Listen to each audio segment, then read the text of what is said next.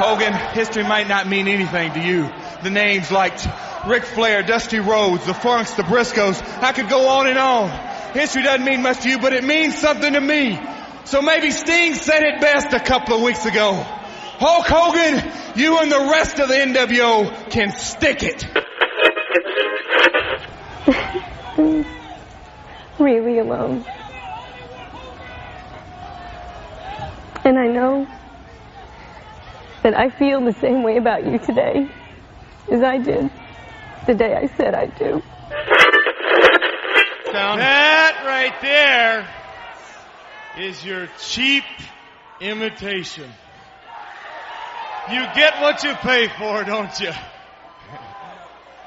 The real Sting may or may not be in your price range. But the only thing that's for sure about Sting is nothing's for sure. Do you know what bothers you? I'm the only guy you have never been able to beat. He's right. And I'll tell you something else. You're going to admit it.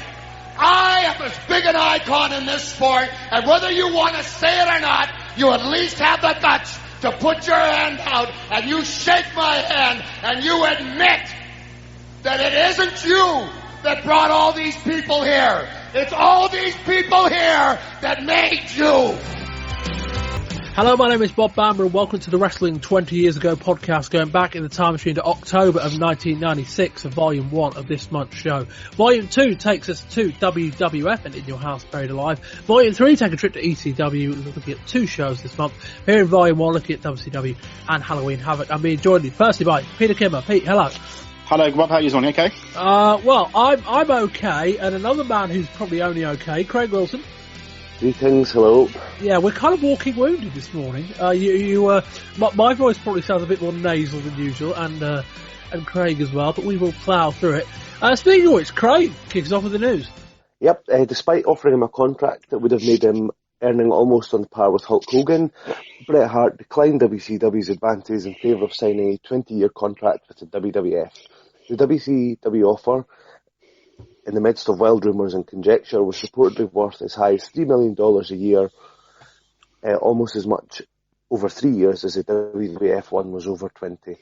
WCW were so convinced the offer was good enough they actually started making booking plans involving him, and on top of the wrestling, we'd also see Bret getting a lot of movie work under the Turner umbrella.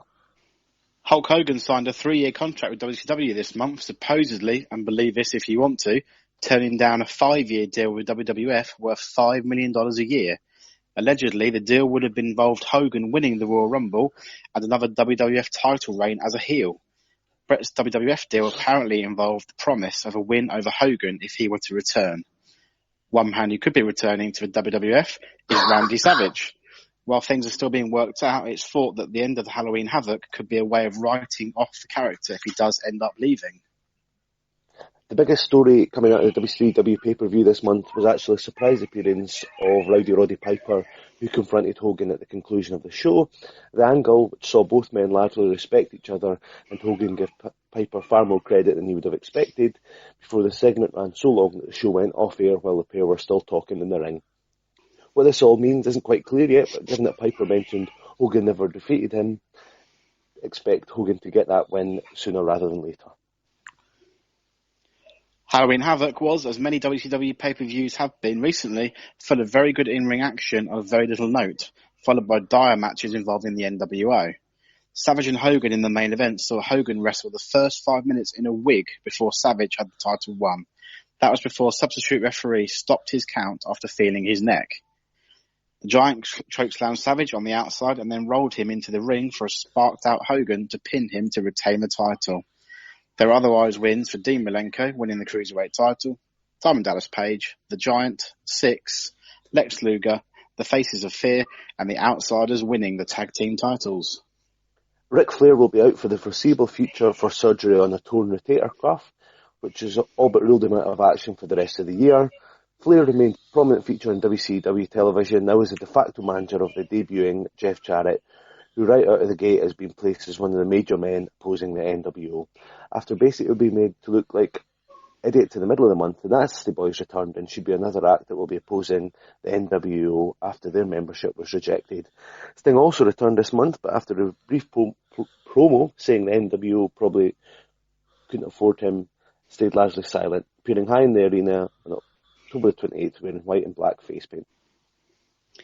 Reports are that there's tension building between Hall and Nash against Hulk Hogan, given where the NWO is going. It's said they think Hogan is taking too much liberty over the angle. While the pair are also unhappy at the amount of money Hogan is making, it's said there's also a lot of frustration involving those outside of the group. Nash and Hall's contracts stipulated a certain number of house show appearances, and it's said they're well ahead of that schedule currently. It's said there are more house shows planned for next year, and that WCW wants to focus on increasing the quality of those events, with many of the current shows resembling Bush League versions of Nitro. Eric Bischoff walking out at the conclusion of the September 30th Nitro was actually a shoot. Bischoff left to go to the hotel room to try and salvage the NWO segment in his room. Mean Gene Okerlund is close to returning what's said to be a much reduced role that will see him solely work Nitros and pay-per-views. Heaven forbid, no more hotlines. WWF have been running commercials during Nitro to try and get people to tune into Raw, one right before Raw starts and one before the final quarter hour. A riot broke out in the crowd during a Harlem Heat Public Enemy match at WCW Saturday Night Taping, with the cause having racial undertones. It was said it was broken up and was largely edited out for TV. And just a reminder that you can now find us on Patreon for $5 a month. You can get early access to shows when they're available, or you just want to say thank you for us to filling your month with the latest years ago action from 20 years ago in wrestling. You can do that at patreon.com/wrestling20YRS on our website or in the link in the podcast description. Now, on to the TV ratings for the month. It's going to be one of those shows. Sorry about this. Nitro dominated ratings for the month, starting with a 3.3 to a 2.3 victory on September the 30th. On October the 7th, Nitro did a 3.5 to Raw's 2.1. On October the 14th, Nitro did a 3.3 to Raw's 1.8. October 21st, despite the return of Bret Hart, Raw still lost out 2.6 to 3.2. And on October the 28th, Raw did a 2.0 against Nitro, doing a 3.6 coming off of the pay-per-view. And I think as of next week, it will be very soon, Raw is moving forward both an hour and 3 minutes. So Raw will go on air at 7:57 and Nitro will go on air at 8 o'clock. Raw will still be an hour. So Raw is now posing the first hour of Nitro rather than the second. For Jeff Jarrett making his World Championship Wrestling debut, and I say World Championship Wrestling, we saw you arrive in the black limousine. And it's apparent to all of the announcers that you are part of the NWO, but I need to ask you, are you another in the long line of these vandals that are coming out of the woodwork of the NWO? What's the story, Jeff Jarrett? Well, Tony Schiavone, I'm going to give you the answer, and I'm going to make a few statements in reply to a few things that Hulk Hogan has been saying the last couple of months. Tony, Hulk Hogan, because I've had a few months off and I've had time to reflect and listen. And Hulk, you said that you were bigger than the wrestling industry itself. You said that you made the wrestling business. You said if it wasn't for you, that promoters like Vern Gagne in Minneapolis would have never existed. That if it wasn't for you, that my father, Jeff Jarrett, another promoter in Tennessee, if it wasn't for you, he wouldn't have existed. Well, you didn't put one meal on my father's table, and you damn sure didn't put any food on my table. No sirree. You know, it seems like you seem to forget about history. You forget you, Hulk Hogan. You started in Tennessee. Hogan, history might not mean anything to you. The names like Ric Flair, Dusty Rhodes, the Funks, the Briscoes, I could go on and on. History doesn't mean much to you, but it means something to me. So maybe Sting said it best a couple of weeks ago. Hulk Hogan, you and the rest of the NWO can stick it. We open up on October the 7th with Tony Schiavone and Larry Zbyszko casting doubts on whether Miss Elizabeth is indeed part of the NWO, showing her in their hotel room with movie scripts for getting afraid at the arrival of the Macho Man. We also see highlights of Harlem Heat regaining the tag titles from the Public Enemy. The NWO interrupt their non-title match with Mike from the stands. Booker T and C. Ray getting the win thanks to a lengthy Sherry distraction. Backstage, Jeff Jarrett arrives in a stretch limo. A neck-breaks Nick Patrick announces the $1 million fine on Randy Savage. Dallas Page gets a quick win over Jim Powers with a diamond cutter.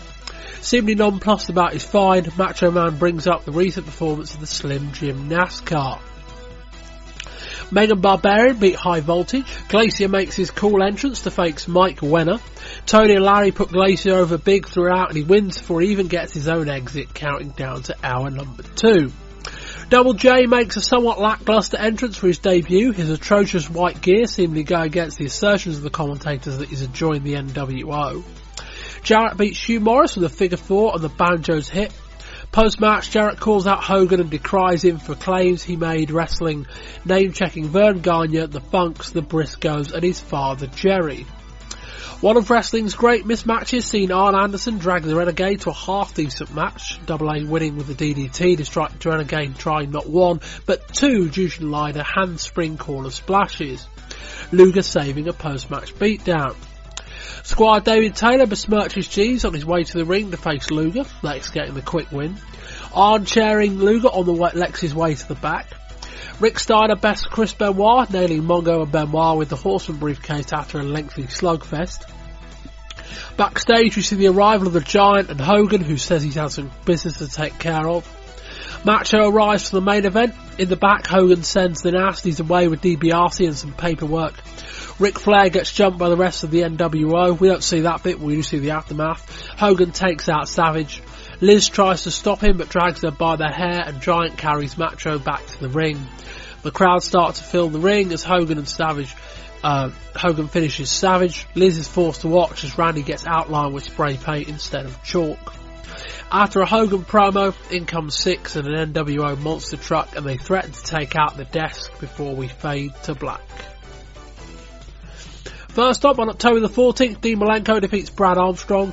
Milenko's still carrying around the mask he took from Rey Mysterio Jr. If you want to look dapper in denim, you can buy the new NWO denim shirt as modeled by Michaels for $39.95 plus $7.95 in shipping and handling.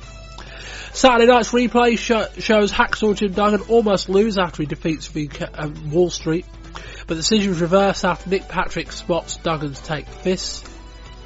Hacksaw wins tonight's rematch. For reference, Duggan sticking his tongue out while his hand is down his tights gets no prettier on second viewing, and Duggan against Wall Street will never end. A match-heavy first hour continues with Hugh Morris defeating Jim Powers with a moonsault, Nick Patrick up to his usual antics. Lex Luger beats Greg Valentine with the torture rack. In a pre-tape, Miss Elizabeth cuts the promo of her life, begging Macho to talk to her. Savage is left speechless and the crowd are on edge.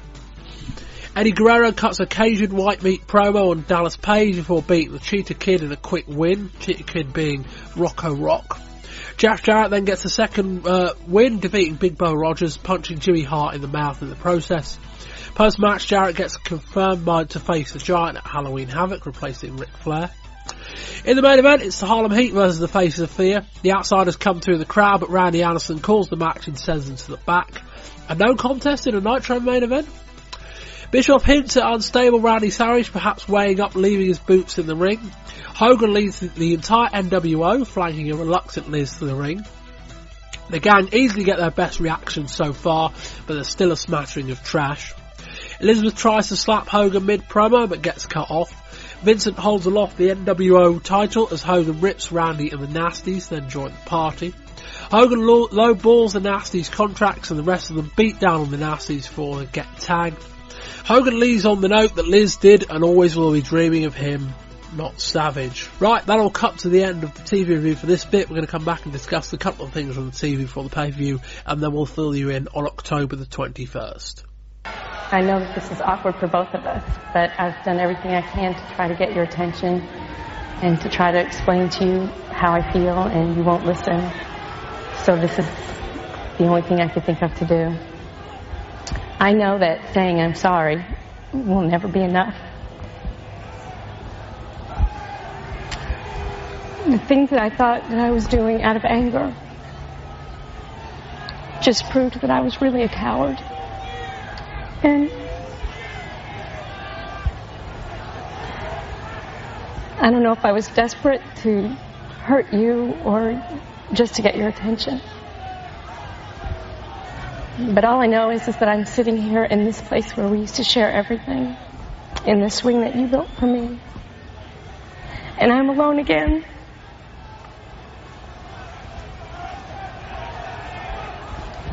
And if there was something I could do to change that, I would. I am truly sorry. And I wish that you could find some way to forgive me for the things that I've done and said to hurt you.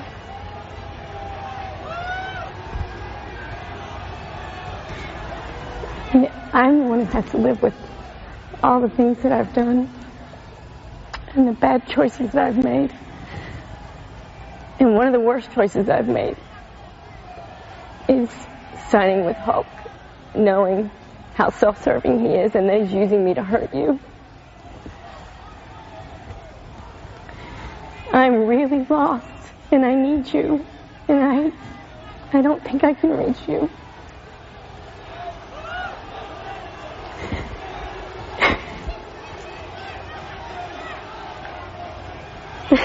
I'm really alone. And I know that I feel the same way about you today as I did the day I said I did. And we come back in, not straight away for the pay-per-view. We're actually going to discuss a couple of things from television before we get into Halloween Havoc. We start with an angle that kind of played out on the October 14th Nitro, and then with a bit more context on October the 21st, involving predominantly Miss Elizabeth. Essentially, the idea that Hulk Hogan was trying to get inside Randy Savage's head. So what you would have heard before we just came back from there was a promo from Miss Elizabeth on the 14th. Now, that was presented to Savage as if it was a Miss Elizabeth only promo, basically saying she was sorry and that she wanted Savage back. Savage was a bit sad and teary, and he walks off and all of that. And then Savage comes out the following week on television, and then Bischoff shows him some backstage stuff from Hulk Hogan on set, on a Hollywood set, with Miss Elizabeth. And basically, as it turns out, Hogan's actually telling Elizabeth, against her will, to try and convince Savage that she's still in love with him. And the show ends with a clip you would have heard right at the start of the show, with Randy Savage saying that life is fragile, amongst other things. Pete, what do you think of all this? I was a bit confused at the start because we all know the Hogan, Savage, Liz history going way back into the mid-80s or late 80s. And for Savage to actually believe that Liz, is with Hogan and is doubting her, for me seems a bit confusing. And the storyline didn't really play out as much on Nitro as I was hoping it would do. It have a resolution, or are they just teasing it to continue on? And Savage is this confused married man with another man on television who may be in control of his wife. It just seemed a little bit, I don't know. Right. I didn't quite get it. I think if you sort of spent the last couple of years reading the Wrestling Observer newsletters and having seen sort of some Randy Savage comments from around the 1993 part, you might think this is a little bit near the knuckle in terms of blending fiction and reality. But for me, the oddest sort of thing was it just felt like they were doing the whole WrestleMania 7 style stuff again, and you're 5 years on. Nitro's trying to portray itself as a sort of edgier show, and you've got this sort of almost soap opera-esque angle. It just felt a little bit odd. I was going to say, Craig, by the end of the show, we're going to be replicating WrestleMania 3. So in comparison, this is really, really modern. I was going to say WrestleMania 5, the Mega Powers explode at one point. What's all that being together? And the war to settle the score as well. Yeah. Yeah. Well, I think the most, jumping ahead, I think the most major thing of the month was Roddy Piper saying the word WrestleMania on WCW TV. But there we are. Wrestling 30 years ago. Yeah. Yeah, could do it. Anyway, it's a bit predictable. Let's say that. She's basically been pissing away Savage's money for the last 6-7 months. if not a bit longer. In fact, probably a bit longer. And Dave Meltzer wrote in the Wrestling Observer this month that it was quite apropos that that storyline is one of the major reasons why WCW's house shows have done quite well throughout 1996 so far, is that storyline has been the one people have been majorly interested in when you consider that Hogan's not doing that many house shows. And I don't get the feeling up until about August neither were Hall and Nash. I may be wrong on that, but I get the feeling they had to kind of get into WCW and storyline before they started filtering them into shows. And certainly also, even if they were, it would take a little bit of time for that to kick in terms of ticket sales. So one of the reasons WCW house shows what they are doing have been stronger has been this angle. And I think, while it's very predictable that they might end up back together, and while the stuff surrounding Savage, as in where is he going to end up, as in he might be back on WWF television sooner rather than later, I thought that the angle was at very least well done. When you start to pick apart the story, it feels a bit weak, a little bit weak. Like, why is she now really remorseful for Savage, having spent all of his money, or half his money, or what you want to call it? I don't really know. But Craig, is this? I guess the bigger question is: this was all set up for the pay-per-view. Would the ruse have better been revealed in terms of the bit on the set of the Hollywood movie? Would that been better revealed on the night after the pay-per-view rather than before it? Yeah, it's sort of, because then you're telling a happy story and then you're breaking a little bit more bad news. If that's the sort of way that you're wanting to do the storyline, that'd have made more sense, and it'd have felt a lot less like a early 90s WWF fairy story and more like a sort of hard-hitting relationship breakdown. Can't believe we're talking about relationships on the podcast. Well, there we are. You're right. Pete, would this, who am I supposed to like in this? Because I don't know that Savage getting dragged in by the woman who's dragged his name through the dirt for the past year is all that likeable. I think the trouble is it's overshadowing the NWO angle as well. So I think Liz is coming across probably as almost the semi-heel in all this, and Savage is the heroic man who's been, as you say, wronged. But we're not sure of the outcome. And, I think their relationship's always been like this throughout their, wrestling careers, that Savage has almost dominated Liz, and she's been in the corner as very much as sort of the silent partner, as it were. And now she's sort of pleading off and crying and, but she seems very weak in that sense, but that is probably as part of the storyline. So I think Savage needs just to make a decision and then move on, doesn't he, really? Well, but both in terms of storyline and in terms of where he's going to end up next. Exactly, yeah. Is he going to come back to WWF, or is he going to stay and refight the NWA, or will he, move forward? We will find out. We move on next to this angle. You got something to say to Sting, big man? Stinger, if I may quote my most favorite American poet, Jim Morrison, I think it's time you break on through to the other side. Don't do it. I got a couple of questions for Sting. You've been carrying the WCW banner for 9 years and doing a great job. What do you got to show for it?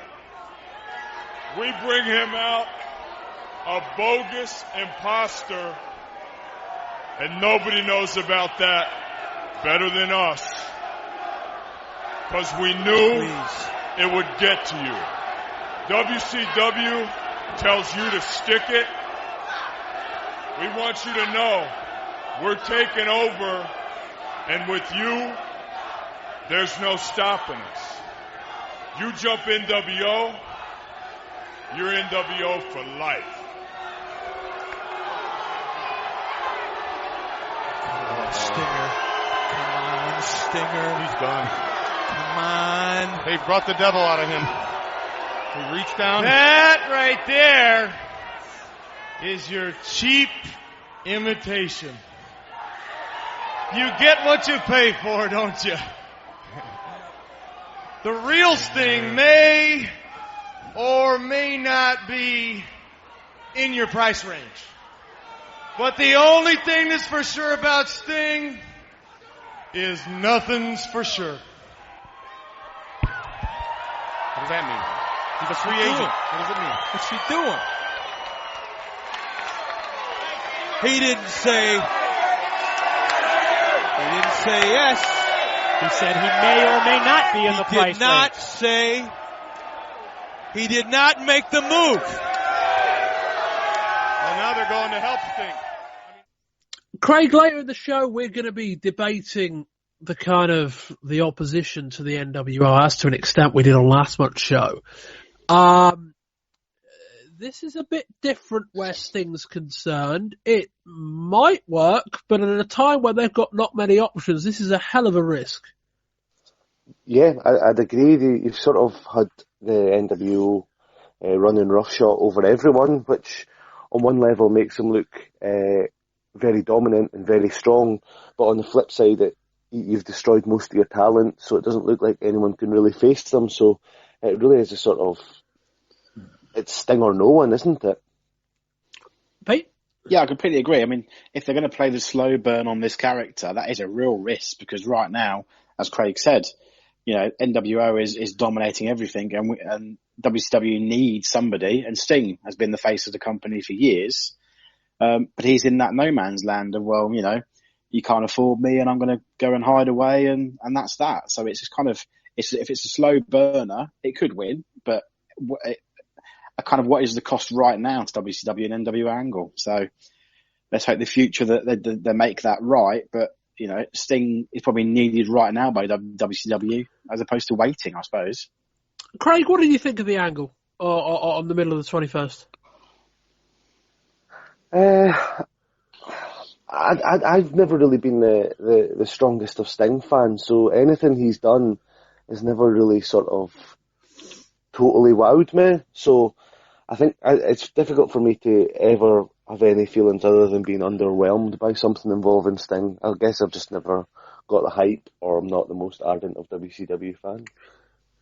Pete? I'm quite a big Sting fan, so I think he's always been, since I began watching WCW, sort of 90s onwards, with obviously his famous feud with Flair. I think he's definitely been that character, and I think he's the guy WCW needs to fall back on and fight back. So I wonder whether, if they'd have known 8 weeks ago how this was all going to pan out, whether they'd have done this with Sting.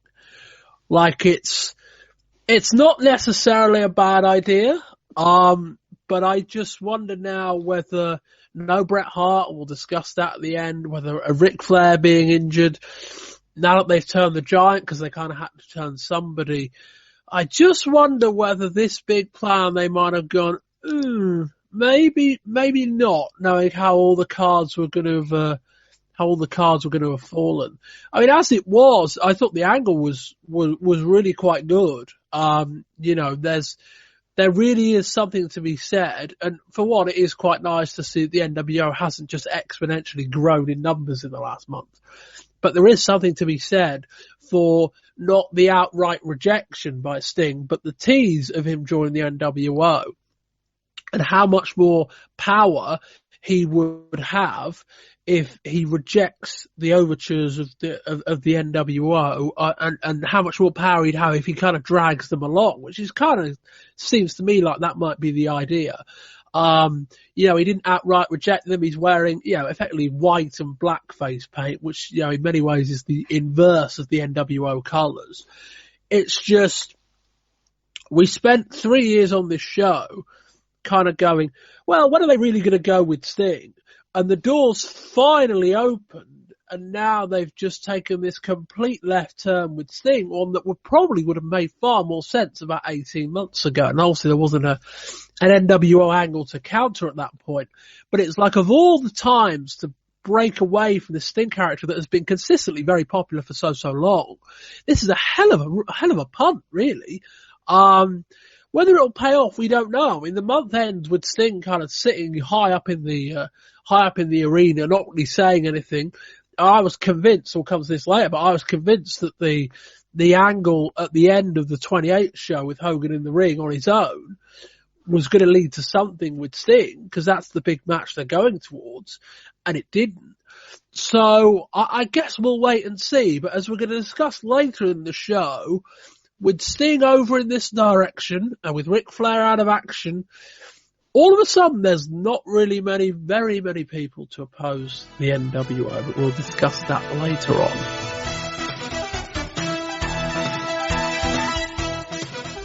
We start on October the 21st with a recap of the Miz Elizabeth and Macho Man stuff.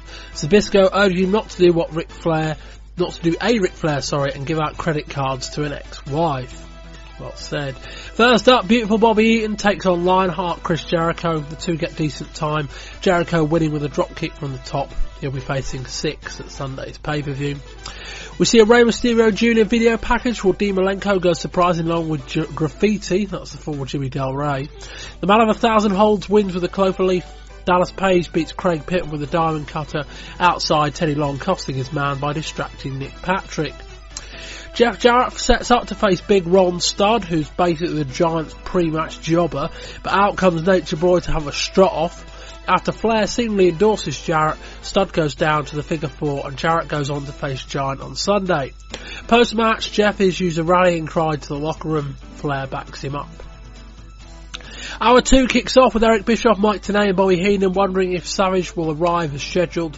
One of 1996's strangest characters then arrives in Roadblock. Imagine a cross between Hacksaw Jim Duggan and Tugboat with an actual traffic blocker over his shoulders. Yes, that is actually what he looks like. Thankfully, we hear from Arn Anderson during the Roadblock Luger match. Somehow the package manages to win with the torture rack. Harlem Heat get a pretty routine win over the American males, the outside looking on from the balcony and the face of fears beating the Fantastics next. JL takes on the NWO Sting, the entire gang coming down through the crowd. Midway through the match, the real Sting shows up with a black trench coat and white and black face paint. After taking out his doppelganger, the NWO come into politic after Sting. Nash quotes Jim Morrison. Hall tells him they know all about cheap replicas. The only thing for sure about Sting is that there's nothing for sure about Sting. And he just walks off. Chris Benoit arrives for his main event with Randy Savage. Macho comes out but dressed entirely in black. Bischoff shows him an NWO video from Hogan on the set of Three Ninjas. Hogan, in an obscene blonde wig, threatens Elizabeth into playing mind games with Savage. Hulk says he doesn't believe her. Meanwhile, we're all struggling to believe Hulk's hairline. After the match, Macho is again left speechless until he talks about how friendships, business and marriage can be fragile. He then tells Hogan, life can be fragile. And we come back in for Slim Jim's Halloween Havoc. Pete, you can kick us off with the results. Yep, Dean Malenko pinned Rey Mysterio Jr. to capture the Cruiserweight title. Diamond Dallas Page defeated Eddie Guerrero in the Battle of the Ring. The Giant defeated Jeff Jarrett via disqualification, with the US title still held up at that point. Six pinned Chris Jericho. Lex Luger pinned Arn Anderson. Steve McMichael and Chris Benoit beat Meng and Barbarian. And Hall and Nash won the WCW World Tag Team titles from Harlem Heat. And Hulk Hogan pinned Randy Savage to retain the WCW World title. It's just to quickly clarify the US title situation. Giant's basically nicked Flair's belt. Yeah. He's walking around with it. That's basically where we're at. He's kind of got it, hasn't he? Flair's formerly still champion. Craig, what do you think of this show? For me, I thought Halloween Havoc was the sort of flip of WWF Mind Games. On that show, you had a pretty poor undercard with a solid main event, whereas on Halloween Havoc, you've got a very good a largely good undercard, although some issues, and a pretty hopeless main event. It's quite an interesting flip. I think the sort of big thing that stood out for me is that, I appreciate that with NWO, they need to win their matches, but it just felt like the heels won all night, and it just sort of jarred a little. Maybe you need to throw the baby faces the odd bone, but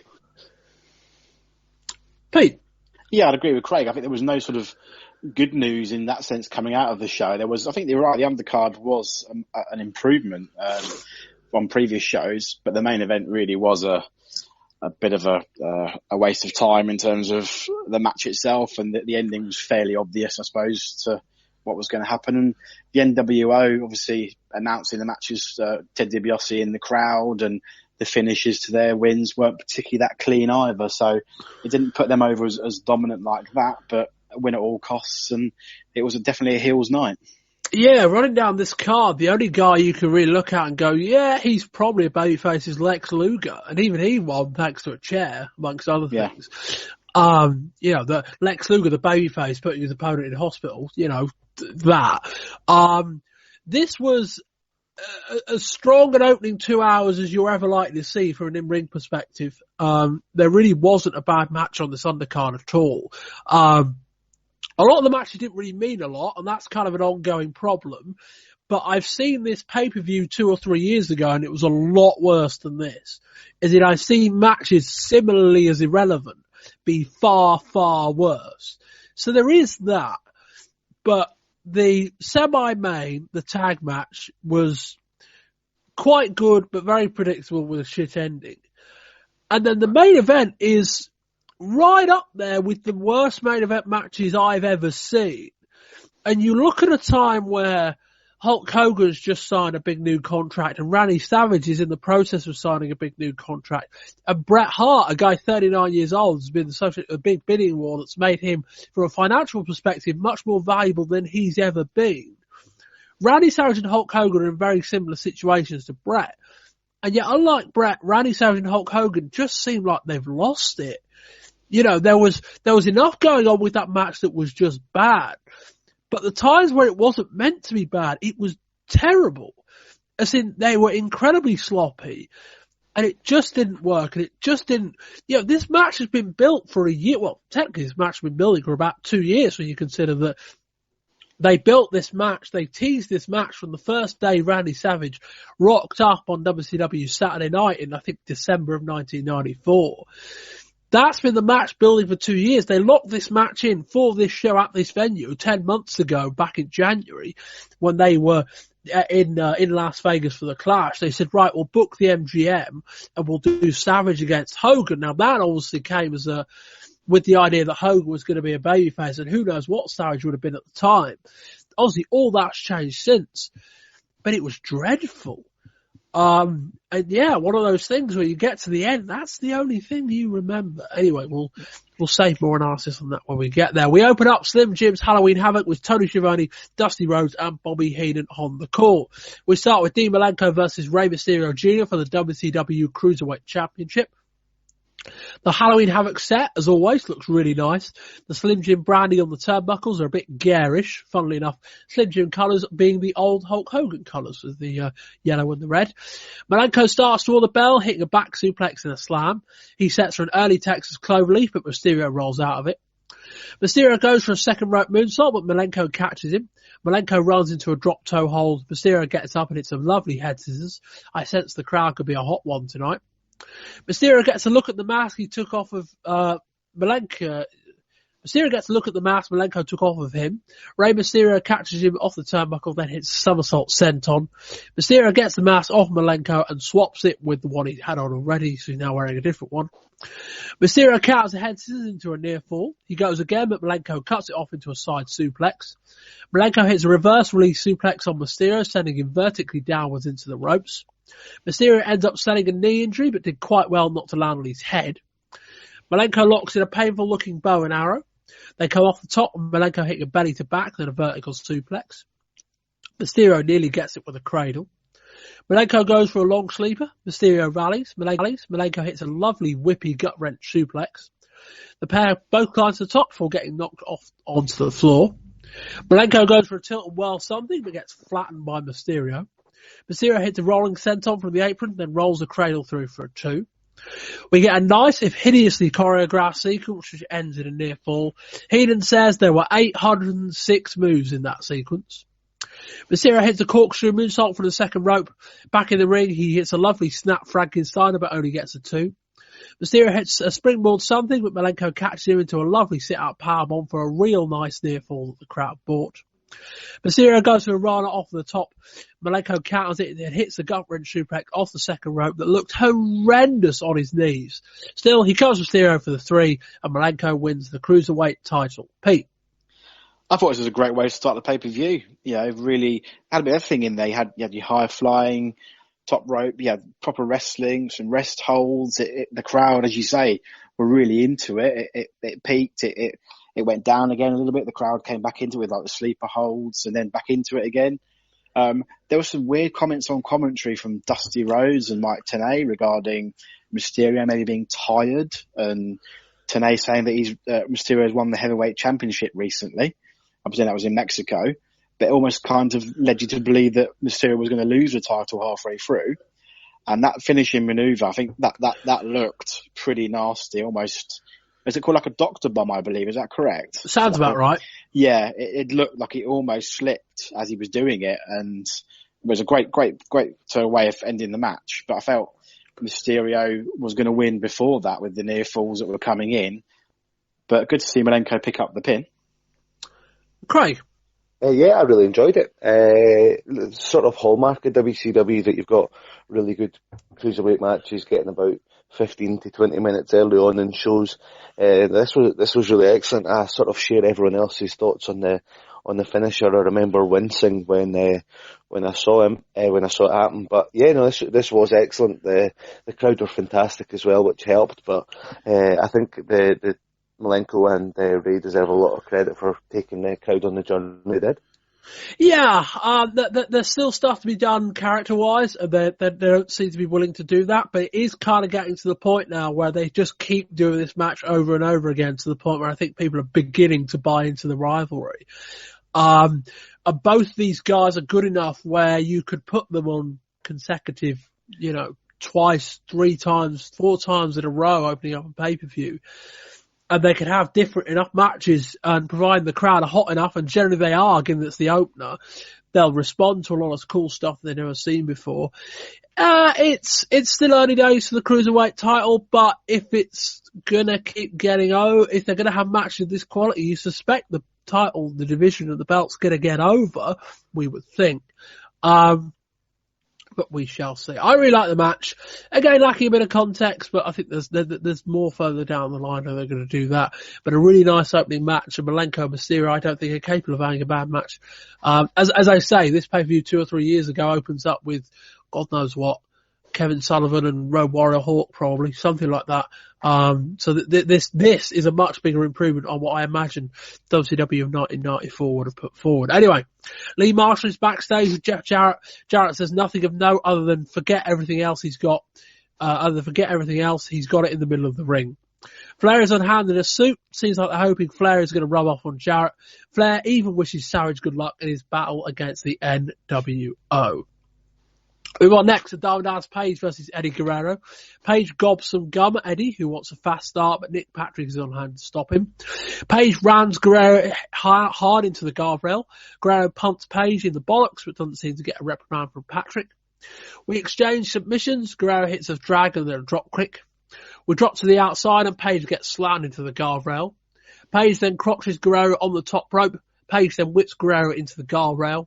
Guerrero comes off the ropes and Page just lobs him in the air. Giovanni calls that a nosedive. Page hits a nice neck breaker. Page goes after Patrick, who shoves him. Guerrero nearly gets a near fall. After begging off, Page shakes Patrick's hand. Guerrero goes for a roll-up but doesn't get it. Then another, which gets countered. Countered again and again for a 2. Guerrero ducks a shot from Page, which hits a lovely lariat for a 2. Guerrero goes for a 10 punch, then goes to the top, hits a crossbody block onto Page onto the floor. I think that was the point. Reports were coming out of this match that Guerrero broke his ribs during this match. I think it was that spot where it happened. Might have been a little bit earlier. Page hits a lovely flapjack. This match is really flattened out, I've got in my notes. And that Guerrero's broken ribs was probably a contributory factor. Page hits a lovely spinning powerbomb for a 2, and then hits a diamond cutter, which Guerrero kind of has to protect himself on, and picks up the 3. Pete? Yeah, again, I thought this was another good match, and another good example of how far Diamond Dallas Page has come, I think, in recent months. I have to say, I thought his selling of Nick Patrick made him look very, very weak in terms of, grovelling in the corner while a man with a neck brace on is going after him. And I think the chain wrestling, I think, as you say, it may have contributed to being quite poor at one point because of the injury to Eddie, because it didn't look very slick and very smooth at all, but that could have been down to that. One quick note regarding the flapjack, and Dusty Rhodes has never heard of one. I'm sure he's eaten a few, but he's never heard of a flapjack in the ring. And I think the powerbomb looked absolutely fantastic against probably so far the lamest diamond cutter we've seen to pin and to win the match. So again, I think it's probably down to the injury. They may have called it off early, but again, I think it built from the first match. I think it was a good second match as well. So they've definitely kept the momentum going. Just spotted a quick bit in my notes post-match that I didn't read out. Patrick reaches down to the corner to give Paige his battle bowl ring, whatever it's called. But they suspect Patrick had it in his pocket all along. We see it again. You have to actually watch it 2 or 3 times, but it is a sleight of hand, and Patrick does take it out of his pocket. I don't know quite what that was meant to contribute for, but anyway. Craig, what do you think? While undoubtedly Diamond Dallas Page has improved in the ring, I think a lot of credit for the strength of this match has to go to Eddie Guerrero. The match is very good. For me though, this did seem like one that the face could have won, and it really wouldn't have altered much in the grand scheme of things. But as has already been said, a very solid second match on the show. Yeah, good start. I think it flattened out a little. As I say, if Guerrero broke his ribs, then I guess all bets are off at that point. But it was just a match that kind of seemed to do a lot of the really good action in the first half. And then they tried to calm it down, and maybe at the point they were trying to pick it up, they kind of had to cut it off a bit. But it just about worked. We've seen better Page and Guerrero matches, is kind of what I'm getting at. But it was fine. The Ag winning it, Patrick, is what it is. I think it's going to be much more prevalent at other points during the show. But it just about works. Another good match, I think, is the long story short. Randy Savage joins Mike Tenay to help draw a winner for the Road Legal Monster Truck. Savage snaps a giant cardboard Slim Jim in half and eventually draws the winner. You can visit WCWWrestling.com to listen to the pay-per-view as it happens, because that's exactly what you'd want to do, would be to listen to Dusty and Bobby bicker for 3 hours without being able to watch it. Anyway, we were joined Mike today with Dean Milenko. Milenko cuts a Jarrett promo telling people to get in line and he'll take on all comers. We then cut to the stands for an NWO interview with Ted DiBiase interviewing the Giant. Giant does some stick it references, then says, everyone's going to end up in the glue factory. Okay. Next up, it's the Giant versus Jeff Jarrett with Ric Flair. Giant is now carrying Flair's US heavyweight title. Patrick holds up the title. Jarrett gets a punch in and then does the strut. Jarrett dodges some shots and then struts again. Flair is dancing in the R-way.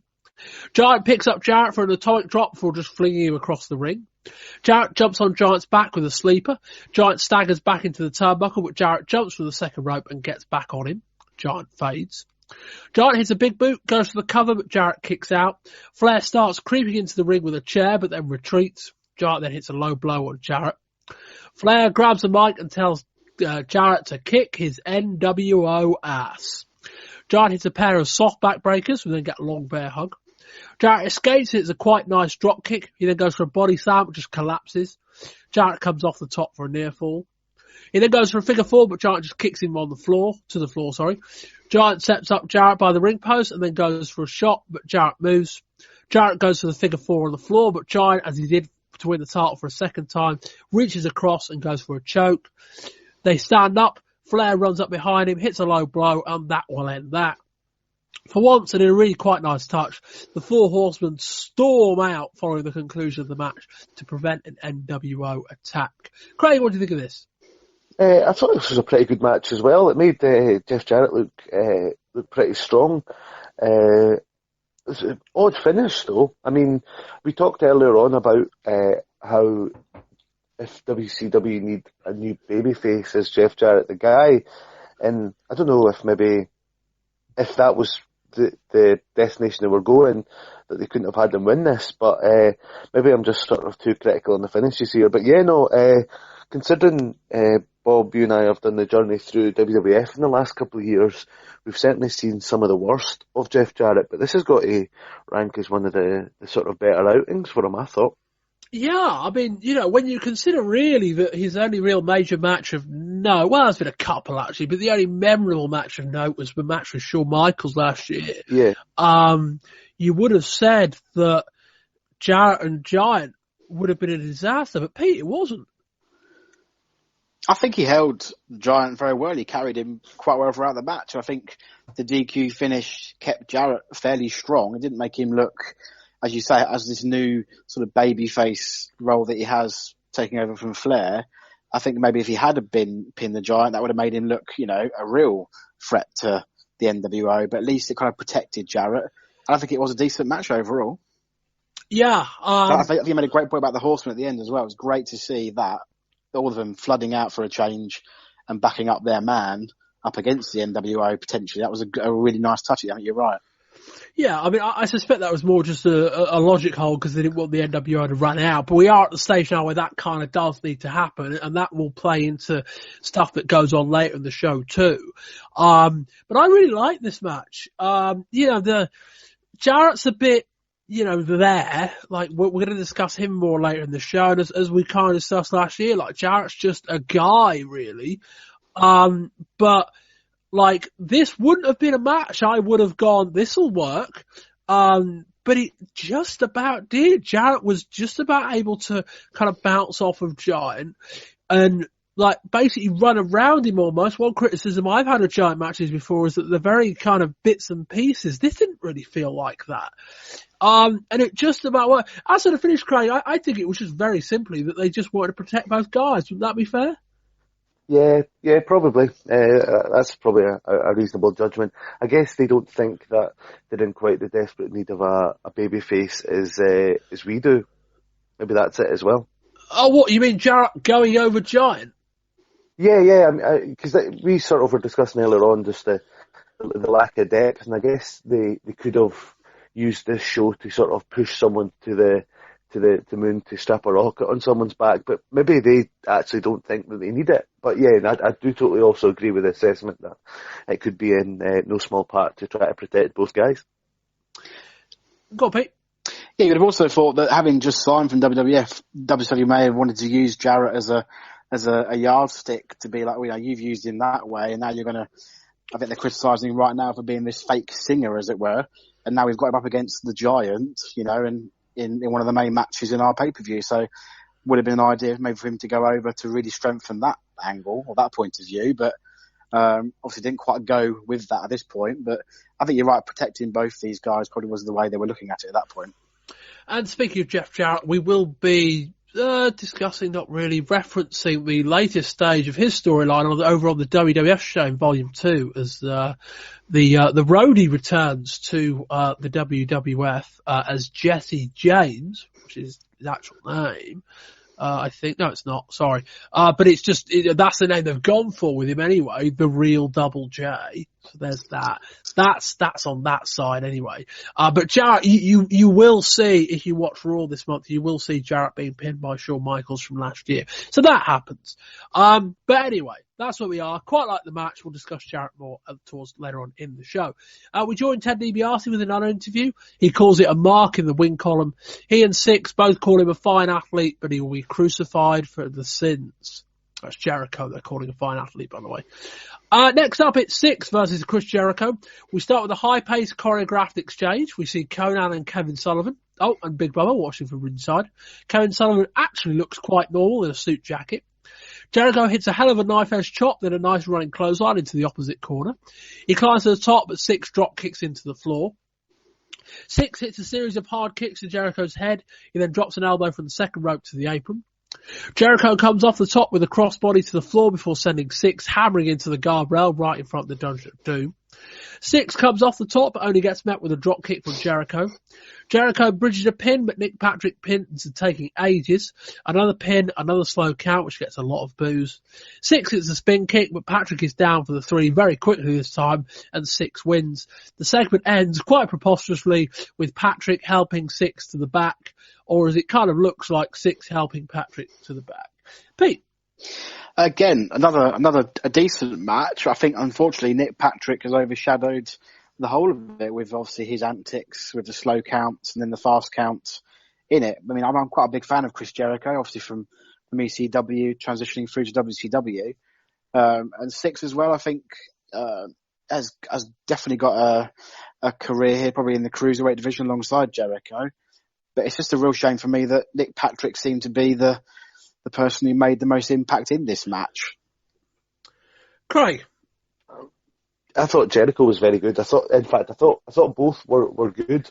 Jericho was very good. I didn't think that Six looks like he cares that much. Certainly not in comparison to the sort of how he performed as a 1-2-3 kid. But maybe that's just me.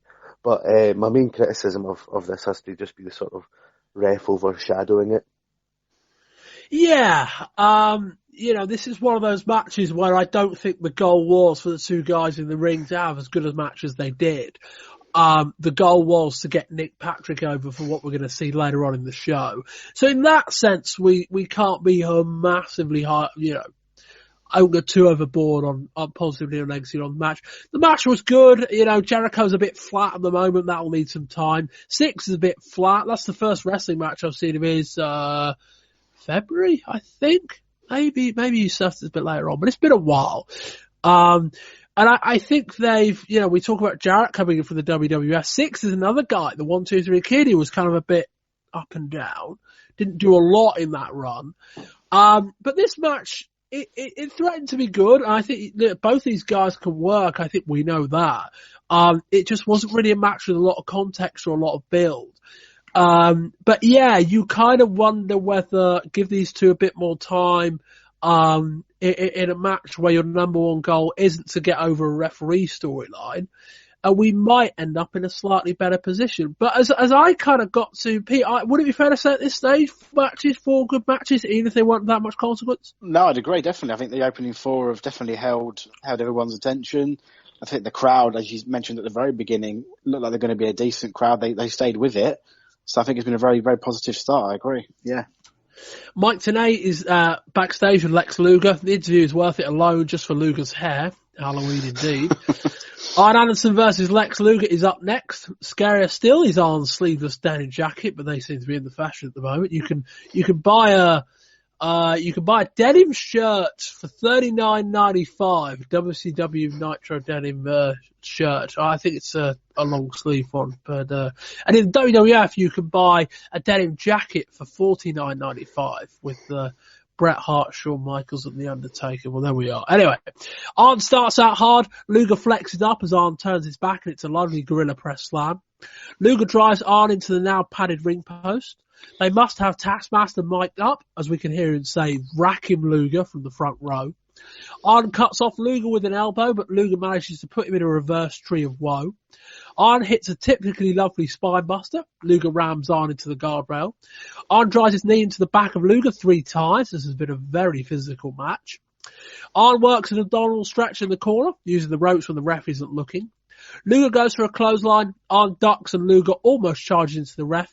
Arn then runs into Luger, who flattens the ref. Arn swings a chair, but Luger ducks and it cracks into the ring post. Luger hits a catapult into the post. Luger picks up the chair and drops it over Arn's back once, twice, and then 3 times. Back in the ring, Luger signals for the torture rack. He gets him up, Arn submits, and it's all over. Luger walks off. We see Jarrett and Flair coming out to tend to Anderson. We get to Arn being stretched out of here, and that will do that. Craig, what did you think of this match? It was pretty much sort of punch and kicks for 15 minutes, wasn't it? They got the crowd though. I mean, the crowd seemed to really like it. I guess maybe it just worked better live. But yeah, I think this was certainly the weakest so far. Although I don't think that's a record that's going to hold for long. Pete. Yeah, I'd agree. I think it's definitely the first match where you probably have a bit of a downturn in fortunes, but it's classic Arn Anderson Lex Luger match. I think there was quite hard hitting. But you're right. I think there was definitely some good action in there, but I don't know. It just didn't seem to keep it going. And I think the chair shots at the end, I know they were probably a bit of a revenge for Luger after the previous angle there was on the Nitro. And I think it was good that Anderson sold the rack at the end and got stretchered out. I think that was quite a nice touch to see some good selling of the chair shots and the finisher. But definitely the first sort of downward step on the card. I really like this. Apparently contradictory to you two.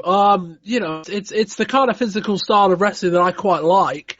But they just beat the piss out of each other for about 8 or 9 minutes. It fit we talk about, trying to get Mysterio and Milenko over as a feud, and they're doing all these quite choreographed routines and cradles and stuff. It's like, this looks like a fight. This looked like they were just bruising each other. And again, it's a style I'm probably more akin to than the collective people listening to this show. But it's like, they just beat fuck out of each other for about 10 minutes. The bit with the chair works at the end. Very, very physical. The right guy won, because we're going to talk about guys that need to oppose the NWO. Lex Luger is very much read right now. Funny enough, Al Anderson is to a point as well. But Luger needed a convincing victory, and chair or not, and I think once the chair gets introduced into a feud, it becomes fair game. Yeah, I think that's fair. The match I thought was really quite good. We keep ticking along, and I'd say this is 5 for 5. Lee Marshall invites us to call the WCW hotline to find out the latest on Sting. He's joined by Parker, Sherry, and the tag champs, The Heat. In Booker T's NFL team, he's running back, Ray is nose guard, and Sherry is quarterback. God, Sherry barking out instructions in front of an offensive line. Heaven forbid. We move on next to the Face of Fear, Meg and the Barbarian with Jimmy Hart versus Steve McMichael and Chris Benoit with Deborah McMichael and Woman. We start with McMichael and Meng basically having a standoff. McMichael levels Meng down with a 3-point stance shoulder tackle. We get an even exchange between Benoit and Barbarian. Meng sets in a sumo position. McMichael follows. Meng wins this battle and hits a hip toss. McMichael does the same defensive line rolls for taking out Meng by the hip. Meng is not an easy word when you've got a blocked nose. Lovely double team move from the Face of Fear. Meng flips Benoit over his shoulder, who gets caught, then slammed by Barbarian. We go to the top. Meng hits a huge release belly-to-belly suplex. Benoit flew miles across the ring. He ended up about 3 meters from the opposing turnbuckle. That was fantastic. Meng and Barb go to opposite corners and hit a double headbutt. Only Mongo can break up the pin. Benoit gets set up in a suplex. Meng comes off the top with a big splash. The match then falls apart as the ref randomly gets distracted by Barbarian. In the confusion, Mongo runs right the way around the ring, hits Meng with his case. Benoit hits a massive diving headbutt for the win. After the match, Mongo takes a pile driver. Conan and Bubba come to the ring, and it's 5-on-2 attack. At the start of the match, they said that Flair had gone with Arn to the hospital, so there's nobody to come out and help the Horseman. Well, that is, unless the Horseman have got no other friends, of course. Benoit violently fights off the attack, but the numbers game catches up with him. Sullivan then gets near Woman, his actual wife, of course. They mentioned that on screen. He says, "Let me show you why I'm still the man," before taking off his shirt and kicking Benoit. The segment ends with Benoit and Mongo spark out in the ring. Pete? I actually really enjoyed this match. Probably, I think you two may well be the other way around, I'm not sure, but I actually think the Faces of Fear look like absolute beasts, and I think up against Steve McMichael, I think they definitely held their own. Chris Benoit looked a little bit out of place against all these big men, but I think again, he performed admirably doing, and the flying headbutt off the top, as ever, looks damn painful, but a great finishing move. And that superplex off the top was unbelievable. I couldn't actually believe how well he nailed that and how well Benoit took it, but I actually really enjoyed it. I think the finish was as expected, and I think the beatdown, for me, coming into this, obviously, I'm obviously new to this show itself, having watched a lot of it previously. It seems like the wrong people are fighting the wrong people, like the Horsemen and the Faces of Fear having this feud still ongoing while you've got another faction taking over the whole show. It seems a bit like, why don't they all kind of get together a little bit? But I guess there's still feuds in and amongst it all to flesh out on TV. But overall, I think it was another good match. I think 6 matches in, I'm still fairly happy. Yeah, I think that's kind of part of the point. It's kind of part of the promo from Jarrett that I think we're going to hear after the TV review, where Jarrett kind of says there's all this infighting. We've got a much bigger foe that we need to focus on. I think that's part of it. I think also just logistically, they didn't want to switch straight away to NWO versus Team WCW type matches, although there were 4 on this card. But there are existing beasts that are still ongoing. Craig, what do you think? I really like the Faces of Fear. I think they're pretty good fun to watch. I've always been a fan of the Barbarian. I think his sort of moves just look very stiff and severe. And I think Meng's pretty good as well. So yeah, no, I like that tandem. I think there's something about Benoit. I'm unconvinced about Steve McMichael, but that's a match with 3 people out of 4 that I quite like. So yeah, no, I thought this was fine. It's for me, the last couple of matches were a wee bit I was less positive about, but this one started an uphill trajectory. The belly-to-belly suplex is one of the best moves I've seen in 3 years doing this show. That was mental. And while went miles. It was. Dave Meltzer said that if he'd have gone any further, he'd have ended up in California. It was that kind of throw. That's fantastic. Pete, you underestimated this. I really like this match. Let's talk about a match where there's a lot of scope for things not being very good, and let's give credit where it's due. They laid this match out pretty much perfectly. They got Mongo in there early. They did the set pieces with Meng, which were quite cool. And then Mongo got out. Benoit got in, and Benoit took a bulk of the offense with Mongo on the outside. Benoit kind of playing the babyface in peril, although this was really kind of heel versus heel match, kind of. We got the Face of Fear, who, despite being almost nothing for what feels like the better part of a year, if not more, are actually really good. And Meng has always been really good, which has kind of made his booking and his inclusion in the Dungeon of Doom a bit more perplexing, given that Meng is this ass king. We want to talk about guys that can oppose the NWO. Obviously, Meng can't carry you on the mic. But, you know, I'm making the pitch I made 2 years ago when I said it should have been Meng and Hulk Hogan at Starrcade. Like, have him beat the fuck out of people. It will get over. I'm convinced of it. And the angle really worked. The match really worked. The angle afterwards was pretty good. You know, it's one of those things. The attention to detail, having Anderson stretch it out in the previous match, saying on commentary at the beginning of this match that Flair has gone to hospital with Arn, so there's nobody to come out and back up the Horseman. That made a lot of sense. I make a point about, you know, the Horseman having no friends. To an extent, it makes sense. And also it really fit the story they were trying to tell. I could still do that at the Dungeon of Doom. Craig, thoughts on the post-match stuff and the kind of storyline development in this match? I'm unsure. I'm unsure about that, but it's always been a bit stupid, the Dungeon of Doom, frankly. So as much as I like the Meng and the Barbarian, I do think the rest of it's a bit naff and a bit rubbish. But I mean, at the very least there's some sort of storyline development here, because we've criticised some of the earlier matches for being good but having nothing in the way of depth. But at least there's something here, I suppose. Pete, anything more on the storyline side of things? I think this is where it leads to next. Obviously, Anderson's been stretchered out because Luger's decimated him. Flair's out with a shoulder injury. Where does this leave Benoit and McMichael up against the Dungeon of Doom? And potentially Jeff Jarrett. That's the only thing for me, I suppose. Yeah, could do. That could be like a trios type tag match, maybe something like that. But yeah, I'm not keen on the Dungeon of Doom, but I suppose to an extent, the Dungeon of Doom now, they got rid of the Leprechaun. Here's a funny story. The Leprechaun's gone because they received some complaints about how the Leprechaun was being portrayed. So they've rebranded him, for what that's worth. Nice little side note there. But Dungeon of Doom now, if it's just Sullivan, Bubba, Conan, and the Faces of Fear, it's actually quite a good unit. Like, Sullivan I could take or leave, but the other 4 are all quite good. Now, it's a bit more serious, isn't it? They're not so much a gimmicky, they're more serious characters, aren't they? Which probably work better. I kind of feel that Conan's had better gimmicks. I kind of feel that Bubba's had better gimmicks.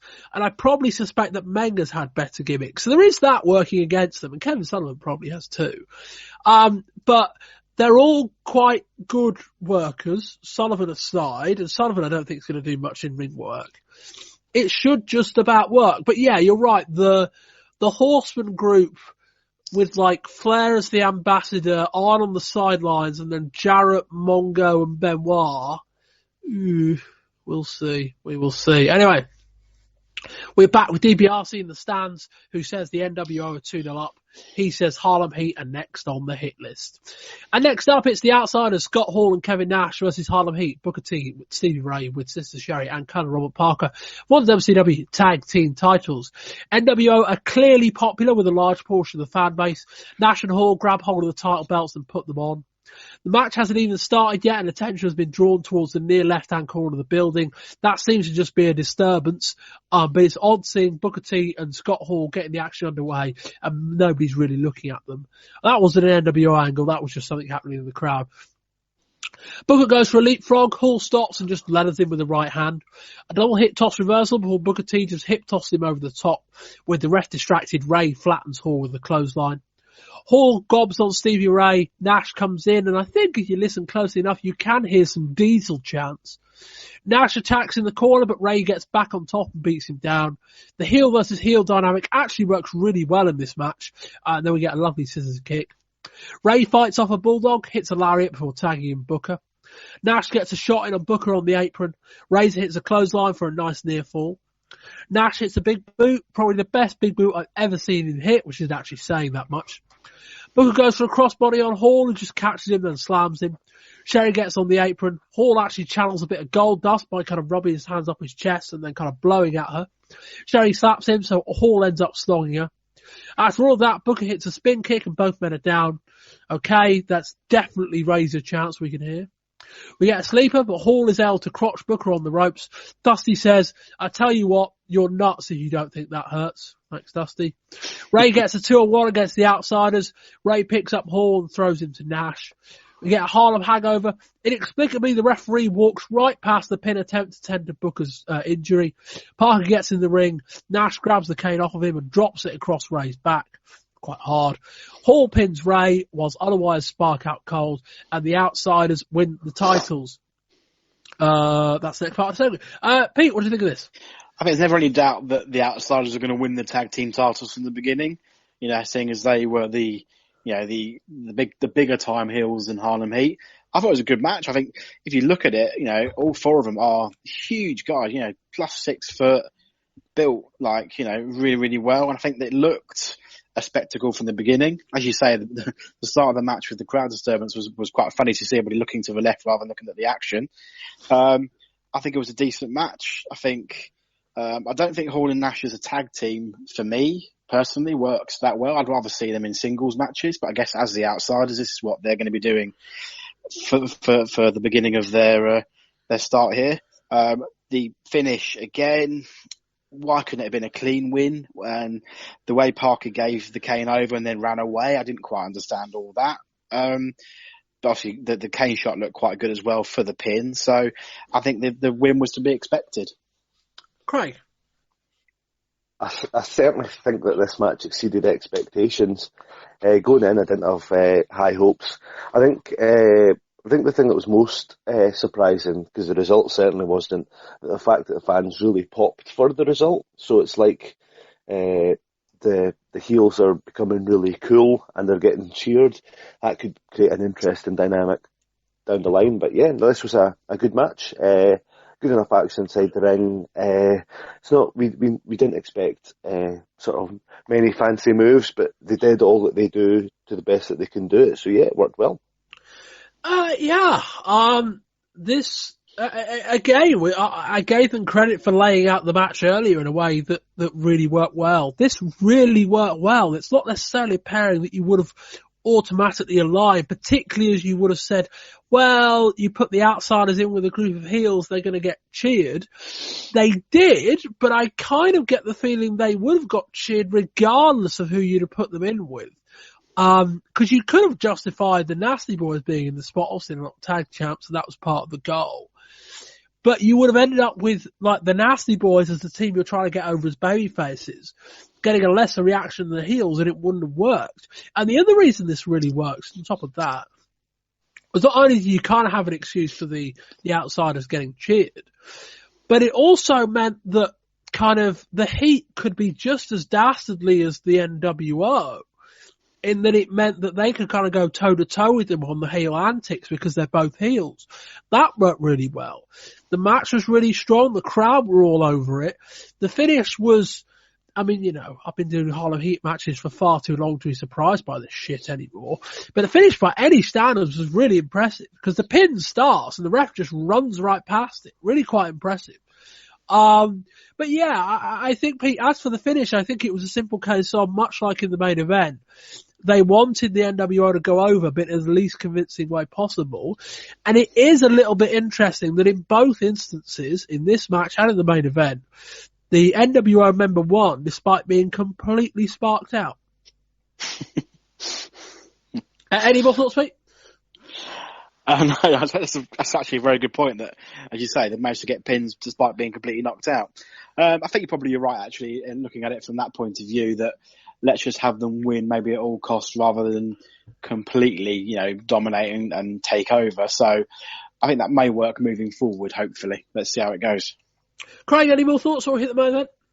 No, I think that's pretty much it. Decent enough. We cut to the stands in the NWO section. Hogan is, funny enough, it took me far too long to work out that Hogan's hair wasn't like that. I put in my notes, Hogan has literally gelled his hair. He was wearing, I was exactly the same. He's wearing a wig. But I was watching it, I went, Hogan's got more hair than usual, but not in a way that I thought was odd. But yes, Hogan was wearing a wig with kind of spiked. It was funny. The reason it really worked was that you think if you were wearing a wig, you'd wear like a really, really full head of hair. But it was just convincing enough where it was just about thinning enough spiked gelled hair. It's like, that just about looks normal. But yes, it was a wig or a toupee, as you might call it the other side of the Atlantic, or a syrup if you were Derek Trotter.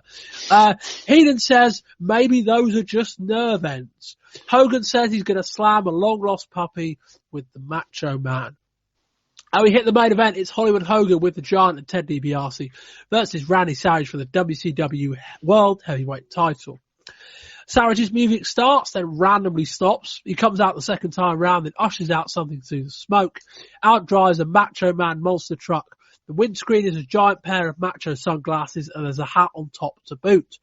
Randy Savage is officiating. Hulk Hogan is wearing sunglasses and a wig as the bell rings. Hogan drops to the outside, thinking he's clever. Savage wants to get at Hogan in the corner. Hogan cowers and the ref stops Savage getting a shot in. We start with the headlock. Hogan looks ridiculous with spiked hair. They do a crossover, then Hogan stops and retreats to the outside. We still haven't started. Hogan hits some bizarre axe handle strikes. Macho Man rallies, hits the worst double axe handle of all time. He's got Hogan's shades on now. Hogan sees this and comedically begs off. He even wants a handshake. Savage punches Hogan, and his hit causes the wig to fall off. Savage is now wearing the shades and the wig. We spill out onto the R-way. Savage tries to shove the wig into Hogan's mouth. Savage hits Hogan with a chair. That's fine, apparently. He goes again, but the ref cuts him off, and Hogan is able to get a shot on himself. Hogan crotches Savage on the guardrail. Out comes Miss Elizabeth. She's dressed for the occasion. If you recall back, she actually looks like the set of the 1993 Slamboree, which is a very odd reference, but she does. I looked it up. Savage gets the roll-up back in the ring, which wakes up the crowd, only at 2.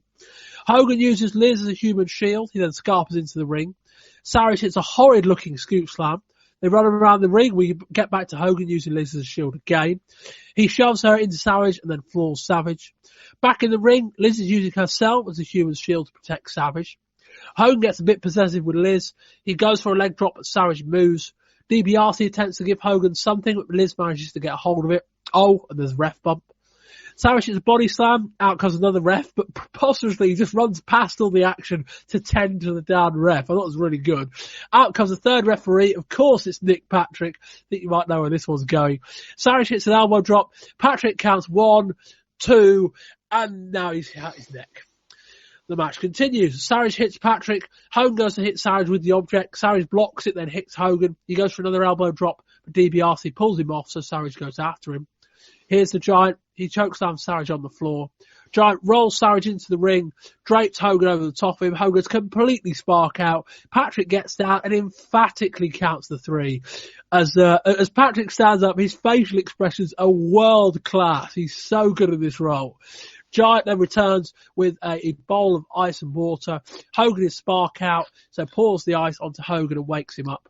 Hogan is absolutely fine again. Of course, we're only about 18 months removed from when Hogan once got revived by Randy Savage elbow drop.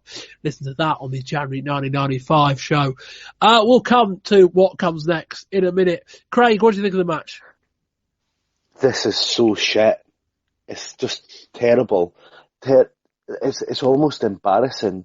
It's like, no one used to say that you're a wrestling fan and folk would immediately say, oh, that's fake, that's not real. This match makes me one of those people, because some of it's just absolutely horrific. And then they have a terrible overbooked ending, and you can't help but think you've got two guys from the 80s fighting each other, and at the conclusion another guy from the 80s comes out. What could possibly go wrong with this booking? Pete? I think the word is embarrassing. I think you've got two of the biggest names in the wrestling industry having a match that is just, well, from Hogan coming out wearing the wig to begin with was a bit of a joke, surely. And then having Savage try to make him eat it, and then Savage wearing it, and it was almost like, was it a comedy match? Were they just taking the piss, these two, as they were going along? For a main event, for a massive blow off that these two are going to have, it wasn't serious. It was almost like a comedy skit match all the way through. And Nick Patrick, I think I was going to say at the very beginning of the show in the DDP match, he is selling that neck injury and playing that character so well that it almost makes it almost watchable. So from that point of view, I thought it was great. But from the wrestling and the match point of view, bloody awful. Yeah, this was dreadful. I mean, you know, again, like, even if you can put aside all the comedy stuff, when they were trying not to be comedic, the action was awful. And then you put it all back in. You start with about 5 or 6 minutes. This is a world title match in front of WCW's highest paid gate ever. We didn't mention it in the news. Highest paid gate ever. And in part because they're just in Las Vegas and you can jump up all the tickets. You know, that's why boxing traditionally is in Las Vegas, etc., etc. The most money they've ever made on a house in front of with their biggest ever match, really. I know it's a WCW match, but their biggest match certainly that we've covered in terms of a spectacle. Hulk Hogan, Randy Savage. The match 2 years in the making, if not 12. You want to count their WWF run. And there was no attempt to put on a match worthy of the name. We couldn't sit here and criticise had they have just had a bad match, and we would have been right to do so. But it's like they went in with the idea of having a bad match. Like, this was, I think embarrassing's the word. It was dreadful. I mean, you know, like, Savage couldn't string two moves together to save his life. Hogan was barely trying. And yeah, I mean, this is, Craig, I mean, you've been on this show since the start. I mean, this is probably the worst main event match I can recall watching. Yeah, I'm genuinely struggling to think of anything that doesn't involve Mabel that could become close to being worse than this. Like, I mean, both guys are bound to know their weaknesses. Surely they can design a match not featuring comedy spots to hide those weaknesses, but it's utterly bizarre. I mean, do they still think that they're the world's best? Do they just think that they're completely untouchable? It's just, I mean, if it serves as a sort of wake-up call, great, but I mean, it's just really, really, really strange, cringe-worthy stuff. You always wonder whether the joke's on them, don't you? I mean, Hogan's just negotiated a big new 3-year contract. Savage may be on the way to doing so. I mean, if I'm WWF and I'm watching this, fuck re-signing Savage for Bret Hart money. I know he's a name and I know you need it, but it's like, you know, there was a reason Vince McMahon started to phase out Randy Savage around the time we started doing this show, end of 1993, early 94. Because his best years are behind him. Now, Savage will draw for a while longer yet, or he would have done back then, and he's shown that to an extent. But Savage now just isn't really worth the paper he's written on as an in-ring act. And don't get me wrong, I'm sure he did Savage and Bret Hart or Savage and Shawn Michaels, it'd be a lot better. Savage would probably be a lot more motivated for a start. But it was just dreadful. Maybe the Doomsday Cage match back in March was worse. I don't know that it was. And the Doomsday Cage match had no aspirations of being this great wrestling match. It was more of a spectacle. Yeah, I know that this did either. But it was like, there was enough going on in that match where I'm willing to give it a pass. This was just terrible. And Pete, let's come on to the ending of the match. I mean, Nick Patrick's great. Let's be clear about that. He's fantastic. Yeah. His facial expressions were perfect. But just another one, and I think we need to frame this discussion by saying that they basically set this up with the idea that, well, if Savage doesn't come back, this is a way of writing him off.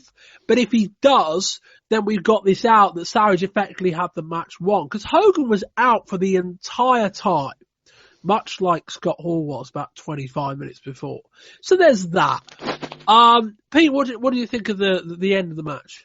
Yeah, I think you're right. I think it did maybe set up two ways of coming back into it again. But, to have Hogan completely knocked out, I think when the Giant walked out at the beginning, you always knew there's going to be some involvement towards it at the end. But, to have it happen outside of the ring, then have him put him into the ring, and then have him drape him over while no one's seen anything, and then Nick Patrick pins him, it did suspend your belief a little bit. But you're right, it does set up Savage's next move is, well, Hogan was knocked out, I had him pinned, it should be my world title. Or, if he does leave, that's it, it's gone, end of story. We can forget about it. Craig? Makes you worry that you might have to see this again, though, doesn't it? Yeah. Oh, God. But I do see that they've got that fallback if Savage doesn't head to the WWF, that they can bring this up again and etc. It's clever, but it does make you worry that you are going to have to sit through another shitstorm like this. I think the ego's involved. Sorry, the ego's involved here. I think Hogan and Savage think just because they're the main event, we're all going to sit there and be enthralled by the pair of them facing off in this big build. But they've still got to deliver something in the ring that's credible as a main event. And if they're going to do this again, they've got to literally almost completely role reversal the match or put something different, a different element into it if it does go back into another match between these two. Craig, if Randy Savage re-signs, all we spent the last 3 months watching is Randy Savage getting his ass kicked by the NWO. At what point do people give up hope? Pretty soon, right? I mean, if he'd won this match, it would have been, I guess you'd have been like, oh, never saw that coming, amazing, he's overcome adversity, but they've just had him beat down again. Yeah, it's like that thing I mentioned earlier on, just about how NWO constantly winning makes it look strong, but it does decimate the talent around them. And yeah, you look up and down the roster, and if you've got like the guy that's calling Unity candidate and Jeff Jarrett, who was a failed country singer 12 months previously, it doesn't sort of make you think that there's much hope for WCW in this feud against the Invaders. Don't even think about it.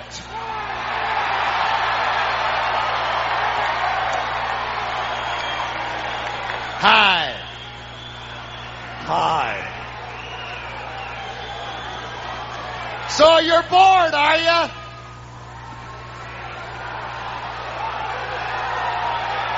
I've come here to break your monotony. Hey, Sprout, why don't you just head back with a Jolly Green Giant and take a break? Whoa. You know what, Mr. Piper? There's a big lack of communication here, because when I said that I made wrestling, when I said that I own wrestling and I control wrestling, now that I really think about it, I remember that you and I were running neck and neck. Why don't you shut up for a second? It's my turn. Be careful. I am not here to represent the WCW, the NWA, the SPCA, the SOB, although I can be one SOB when I want to be. Be careful. Be real careful. Yeah, I made a lot of money being real careful. I'll tell you something there, Charlie Brown. You've been saying that if it wasn't for you, professional wrestling wouldn't be what it is today. Boy, do I got news for you. I come to you for a reality check there, partner. I come because, you see, I'm just as big an icon in this sport as you are. I am just as big a Hollywood movie star as you are. You know, let me have my piece, because I'm shooting with this one, folks. I don't care, man. I'm a multi-millionaire, too.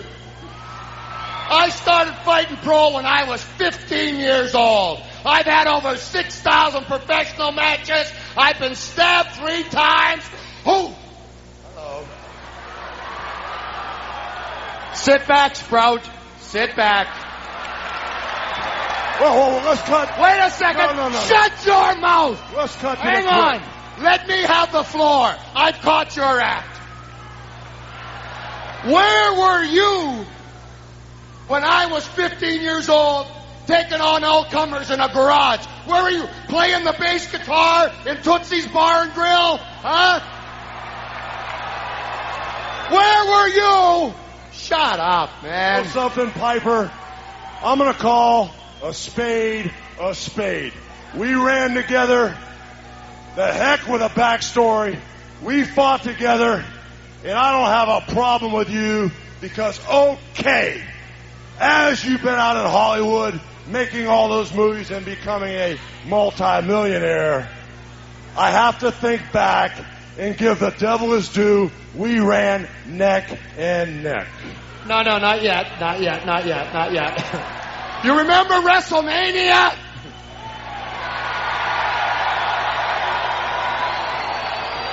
Tell me something.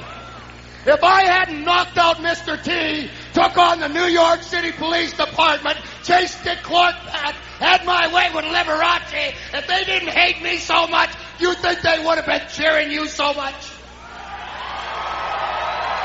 Shut up, I ain't finished.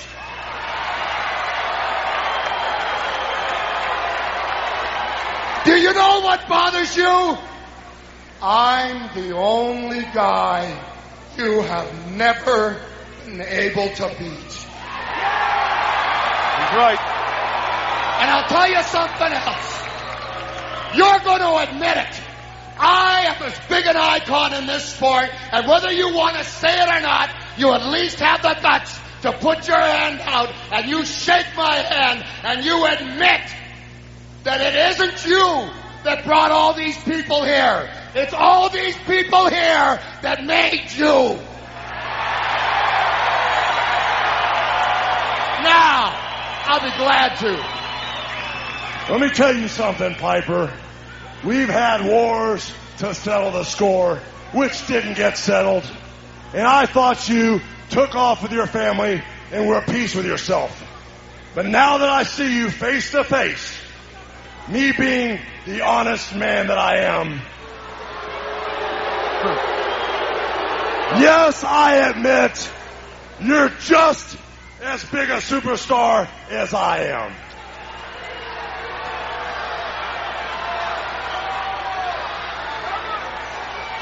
Then straighten up. Oh, by the way, Piper, on the way out, when you go to the bathroom, you're supposed to squat in that one. Wow. Huh. Well, I'll tell you what. Let me tell you something. No, I've had enough. Let me tell you something. You're messing with Hollywood Hogan and NWO. You step back into my world, I can still see you've got the makeup on your face, Piper. And the way it goes, now that I look in your eyes, maybe we need to have the war that didn't settle the score. Craig, about 4 or 5 minutes ago, you said that you were worried about the idea that we might have to see Randy Savage and Hulk Hogan again. Are you not more worried that we're probably going to see Hulk Hogan and Roddy Piper? Yes, that's a cause for concern as well. The idea that we're keeping on seeing these recycled feuds from WWF gone by, and these guys are 10 years older. It's pretty grim. I mean, the matches between Hogan and Piper were never anything spectacular back in the mid-80s, and I can't see with the shift in the wrestling landscape that they're going to be anything other than a disaster in 1996. Just to preface before we carry on, this segment ran out of time. They sent Piper out there with about 7 minutes left to go in the show, I think. And you can tell once you have the context of this in mind, when you go back and watch it, that Hogan's trying to get a wriggle on, but Piper clearly isn't. And so the show just goes off the air with those three guys chatting in the ring. Pete, dare I say it, they might have been helped by that, because wherever they were trying to go, they were taking a hell of a long time to get there. Yeah, I mean, Piper, initially came out and the music was playing. I think some of the fans were like, what's going on here? But you're right, Piper just seemed to keep going, well, let me tell you, almost like trying to talk down to Hogan, and Hogan was trying to come back quickly and get to where they needed to be, but it never really happened. And I think to shoot this big angle, to, as you say, to set up potentially Hogan's next match, to leave it still on air, them two still going at it, and then the credits roll and we're out, I think a bit of a disaster as a starting barb on this one. Craig, what do you think? Yeah, it's really bizarre considering they could have shaved off at least 90% of the Hogan versus Savage match, and we'd have still been able to criticise it for going too long, that they left it so long for Piper to... I think it's charitable to say walk down to the ring. He sort of hobbled his way slowly to the ring. I mean, I guess if you're a huge mark for the mid-80s WWF, it was a nice moment to see them in the ring together, but I mean, yeah, a really grim way to end this show. I think you'd be talking maybe 7 out of 10 if this ended just before the Hogan Savage match. But yeah, they sort of, it's a terrible way to close a show. Terrible influence that Hogan's got over the WCW. Craig, what were they trying to achieve with this segment? Because I've watched it 3 times and I'm still not exactly sure. Other than the obvious of we're going to get the Hogan and Piper, they took a bloody long time getting there. Yeah, it was a very laboured way to get to the position that they're going to have 2 old guys headline a pay-per-view in a couple of months' time. Yeah, it's just... It's difficult to think of any sort of positives out of this at all. Really, it genuinely is. I can't criticise this one enough. Yeah, I mean, when we spent most of the year kind of seeing the future with some of these early type matches. And then we get the main event with 2 guys that are clearly kind of sliding over the top of the hill if they're not already. In fact, they probably already are. And then we get to the end of the show, it's like, oh shit, we got Hogan and Piper. Like, you're going in the wrong direction here, WCW. And you look at kind of the stuff Piper was saying, and, it was very, very clear that, you've never beaten me. Well, yeah, no shit. I wonder what we're building to here. Let's think about this. Like, we're going to get Piper and Hogan, and Hogan's going to win. But it's like... it's almost like the WCW main event just seems to sit in isolation to everything else on the card. In that regardless of what happens below it, regardless of what, we're gonna get Piper and Hogan presumably in a championship match. Or perhaps not, presumably. And you're like, what the fuck did Piper do to win a title shot when you've got Luger kicking ass and you've got, guys like Meng and the Giant, and I know Giant's NWO as well, so that wouldn't quite make sense. But it's like everything's happening in isolation to everything else. It just doesn't work. I don't know. This whole segment was a real struggle. Like, you know, we'll play the whole thing, but there was about 2 or 3 things of note said. And the fact they ran out of time. Apparently what actually happened afterwards, because the segment just carried on, was that Hogan basically just said, right, we're leaving, and then he forgot his title belt, which I suspect was the setup, and then Piper grabbed the title belt and said, you forgot this, and that was kind of the idea, I think. Also, that was meant to play out on TV. It just didn't work, and it was, you know, we just spent 15, 20 minutes getting it battered over our head that Hulk Hogan's over the hill and Randy Savage is over the hill. And then you wheel out Roddy Piper. Like, you might as well have wheeled out Luther's. Like, you know, you couldn't have gone any further. Like, you could have wheeled out Terry Funk. You could have rounded out the point. I don't know if it's any more. I don't know. Anyway. I think you made a great point, Bob, regarding Hogan. Obviously, Hogan's never beaten Piper, apparently, throughout their career. That is Piper just there to represent himself, not WCW, and Hogan just to get his win over him? Is that the reason why he's in? Which, in the grander schemes of the NWO, makes no fucking sense. Exactly. So why are they doing it? As you say, the main event is totally not in the storyline of the angle. So it's a completely separate entity to what's happening in the whole company, which absolutely makes no sense. I don't know. Anyway. Craig, your overall thoughts on this show and a score rating out of 10? Like I'd said, it'd be completely different if the main event wasn't there. I'd have been angling. I was at probably about maybe a safe 7 before that, and I think this maybe, oh God, to be honest, it maybe dragged it down even as far as a 5, but to be charitable and because I'm in a good mood, I'll give it a 5.5 out of 10. Pete? I actually quite enjoyed it. I think the main event, obviously, it has definitely taken the show down a few notches, but I'm going to be generous. I'm going to give it a 7 out of 10. I think there was enough matches on there that were good and noteworthy enough and good action for an undercard before we get to that god-awful main event. So I think a 7's fair for me. Well, I'll split the difference as best I can. I'll give it a 6.5. The in-ring action, if you're just interested in in-ring action for the first 2 hours, is really quite strong. I was perhaps a bit overcritical over the storyline development. As once you get through the first kind of 2 or 3 matches, it does pick up a bit. We get Jarrett and the Giant, Luger and Arn. That feeds quite nicely into the Dungeon of Doom, getting over with that angle, and then we get the tag match, which is quite good. You know, there's probably a bit more storyline in there than I perhaps gave it credit for.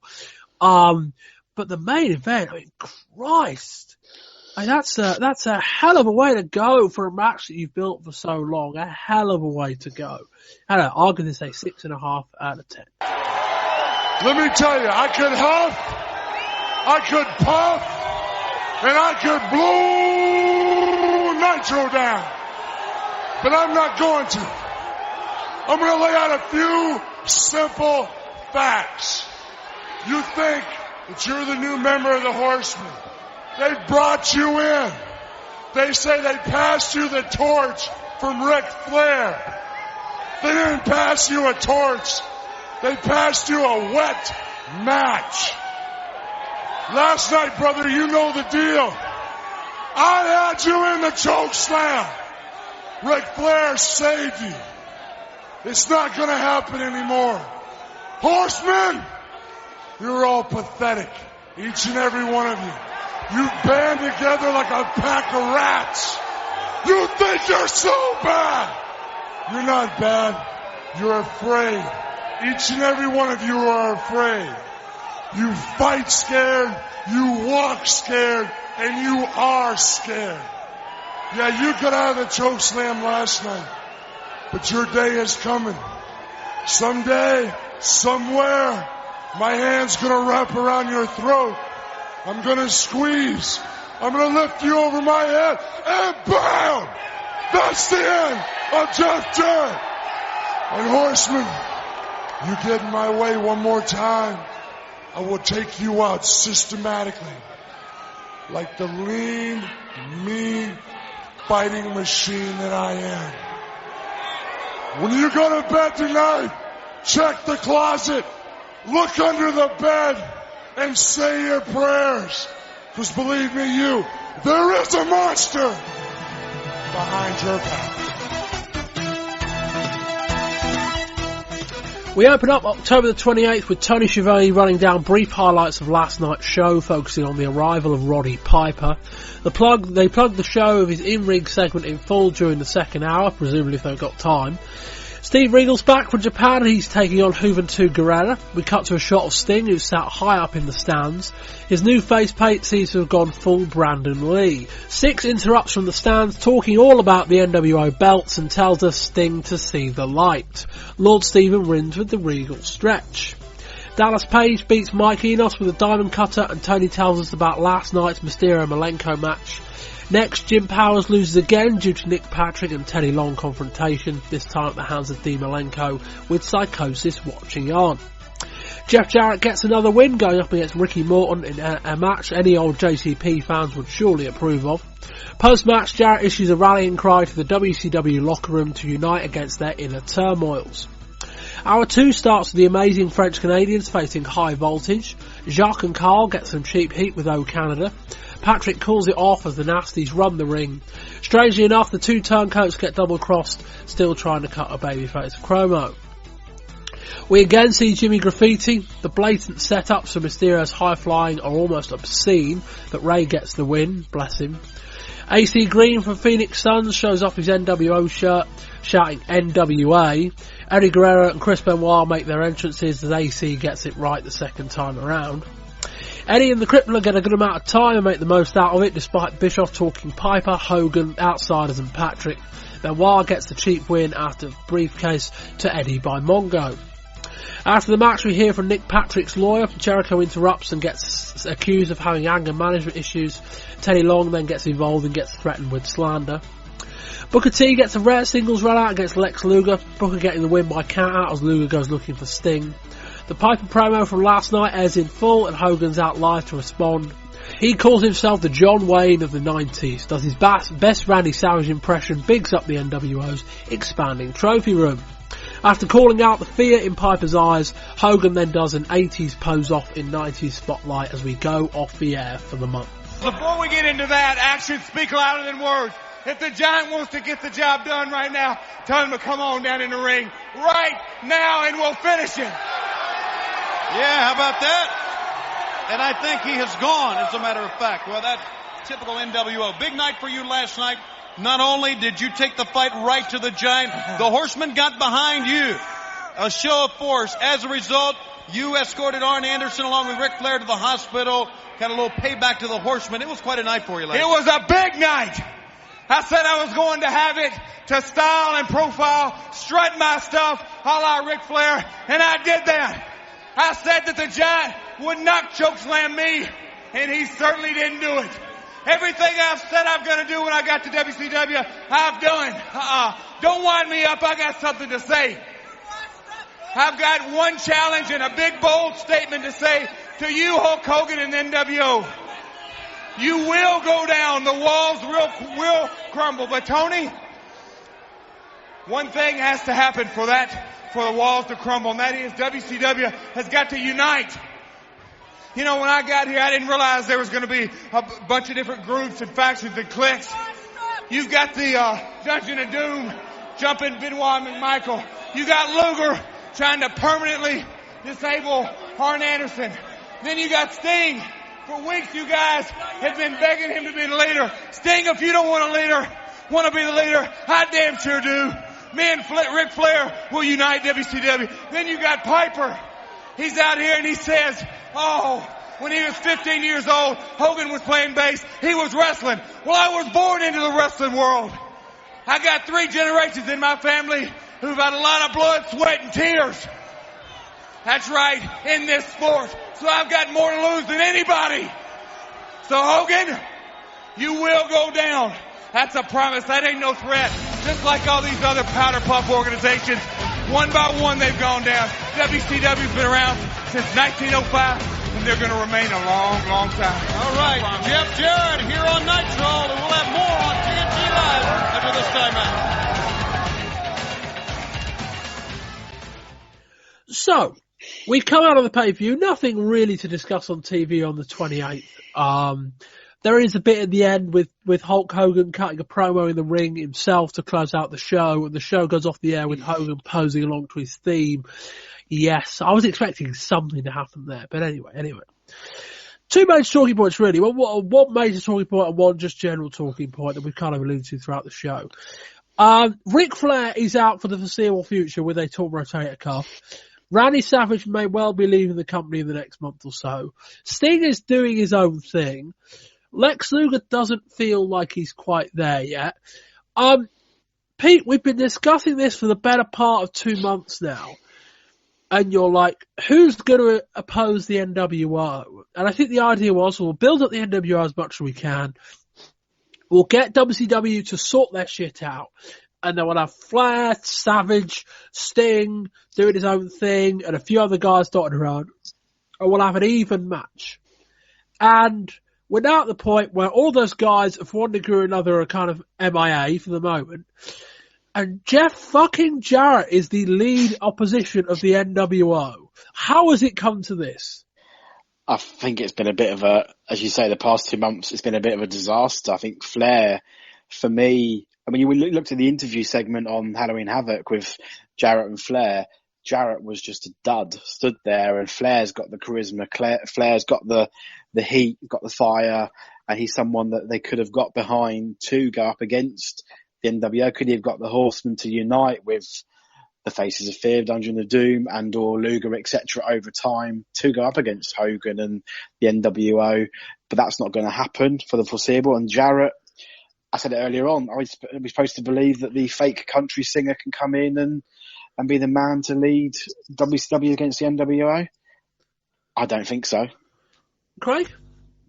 Yeah, no, I disagree. I agree. Even it's, I guess in an ideal world, you need like the face of WCW to ride to your rescue in this instance. So that is either Sting or Ric Flair. If it's Macho Man, he's a WWF guy, so can you trust him, etc. And bringing in Bret Hart, if they'd got that, would have really just made it look like everyone in WCW is so shit. We have to go and get someone from the WWF to save us. So yeah, it needed to be Sting or Flair. It's unfortunate with Flair his injury, and it's surprising then with that instead of going to Sting, they've went to someone like Jeff Jarrett, who just looks out of place whenever any sort of emphasis is placed on him. Yeah, I mean, Jarrett feels like an odd fit anyway. As in, if you'd have brought him in to be the kind of number 4 or number 5 guy, it would have felt a little bit up and down in that he's the former WWF guy. He didn't really have any success there. I mean, not that Six did either, and he's come in and done all right. And, to an extent, not that Scott Hall did either. I suppose, Hall and Nash, Hall and Jarrett were at a similar level, actually, in the WWF, if you want to look at it like that. But it's just weird, like, the Flair stuff's happened, it's all kind of going, shit, we're just going to have to put Jarrett in Flair's spot and hope Flair can rub off on him. Yeah, good luck with that.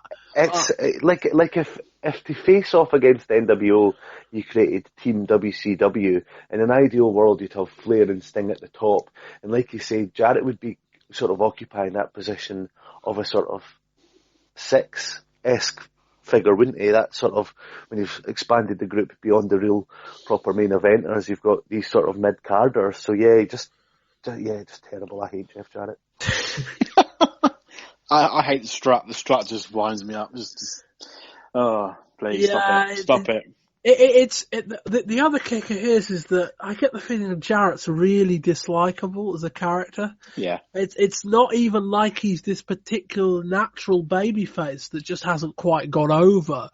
It's like Jarrett's probably a far better heel than he is a face, and like we're asking, and he's doing his best. I mean, let's be clear about that. He's trying. I think there's something to be said for that, particularly after the main event we just reviewed. But it's just not there. It's like, it's not even like Jarrett's been knocking around WCW's undercard for 6 months. It's not like they picked out Rey Mysterio or Chris Benoit or something like that. They brought someone in completely flat, who hasn't been on national television in over a year as a pro wrestler, who, was a decent upper mid-card act in the WWF, but no more than that. Now, admittedly, I suppose to an extent, neither was Razor Ramon, and that's worked. But it's like Razor Ramon in part has worked because he's alongside Hulk Hogan, and in part because he's alongside another guy. And also just because Razor Ramon's quite big, and probably you get the impression with Razor Ramon, Scott Hall, you have to adjust that depending on which bit I'm talking about, you get the impression that Scott Hall as Razor Ramon was underutilised in the WWF, whereas you watch Jeff Jarrett, you're like, well, they probably got about as much out of him as we could have expected. Yeah. And it's like, this just doesn't work. And you're looking beyond Jarrett and you're like, okay, we've got Luger, but Luger's not, we've seen Luger as the all loving hero before. That doesn't work. Like, Luger's great in the role he's in, but Luger's a number 3, number 4. And it's like, Flair's out, Sting's doing his own thing. Would have continued in a minute, but Bret Hart would have been a massive coup in all of this in terms of a guy that you could have brought in. But you're looking at the landscape now, and they're already talking about turning one of the NWO back, which would be a disaster. Like, the lesson to be learnt with the Giant isn't to turn him back and hope for the best. It's to learn, don't fucking turn guys when they're about to become big baby faces. Now you've got to deal with it. That's the lesson to learn. Yeah. But you look around everywhere else, and you're like, well, I mean, all of the half the guys on that show we just watched were heels. Like, the 2 matches before the main event involved 8 heels. That doesn't work very well. And you look down the rest of the show and it's like you've got Jarrett working as a babyface, isn't really a babyface. You've got Eddie Guerrero who's just come in. You've got Rey Mysterio who's an undersized Mexican who's not long been in the company. You've got all of that. And it's like, there's just not a lot here. There's not a lot of options. And you look down that card and it's like, well, there's a lot of really nice number 4s and number 5s you could move up. You can move up Meg, you can move up Benoit, you can move up Guerrero, you can move up Mysterio. But right now there's no leader of the pack. And you look at the Sting stuff we covered, which, might work, but we don't know. It's a hell of a risk to, effectively kind of have fans cast their own doubt over Sting's loyalty. But Sting's only one man though. As well, yeah. So is it a one man can take on the entire NWO? Well, that's not going to work either, is it? I don't think. I mean, I don't know, but he came out and attacked NWO Sting, and they watched, hoping he was going to sign. Then obviously he walked off. But if he's going to keep doing that moving forward, eventually they're going to attack him, aren't they, and beat him up and lay him down, surely. But one man can't take them all on, so there's got to be some sort of faction that's going to go against NWO. And it doesn't feel like there's anybody else out there that's available anymore, unless they want to pay Ultimate Warrior a lot of money. But I've got a feeling Warrior might still be under contract with WWF, so don't sit on that one anytime soon. Other than that, like, I think now that the Bret thing's closed, all of the options for this angle are sitting within their roster. And maybe if you can just go on a women of prayer for a few months, maybe Piper's got to be the guy. Maybe Piper in the short term has just got to be, he talks about him being on his own. No, fuck that. Lead the charge. Like, don't be the guy that's wrestling in the main event, so I'm sure he will be. Have Piper be the number 1 guy, as in, you can tell that story any way you like. And just hope in the 3 months that he lasts before he burns himself out, that you can get Sting to a place where you want him. You can re-sign Savage and Flair can be where he is. Because I was still convinced that Flair and Savage was the big out for all of this. I thought that was the point.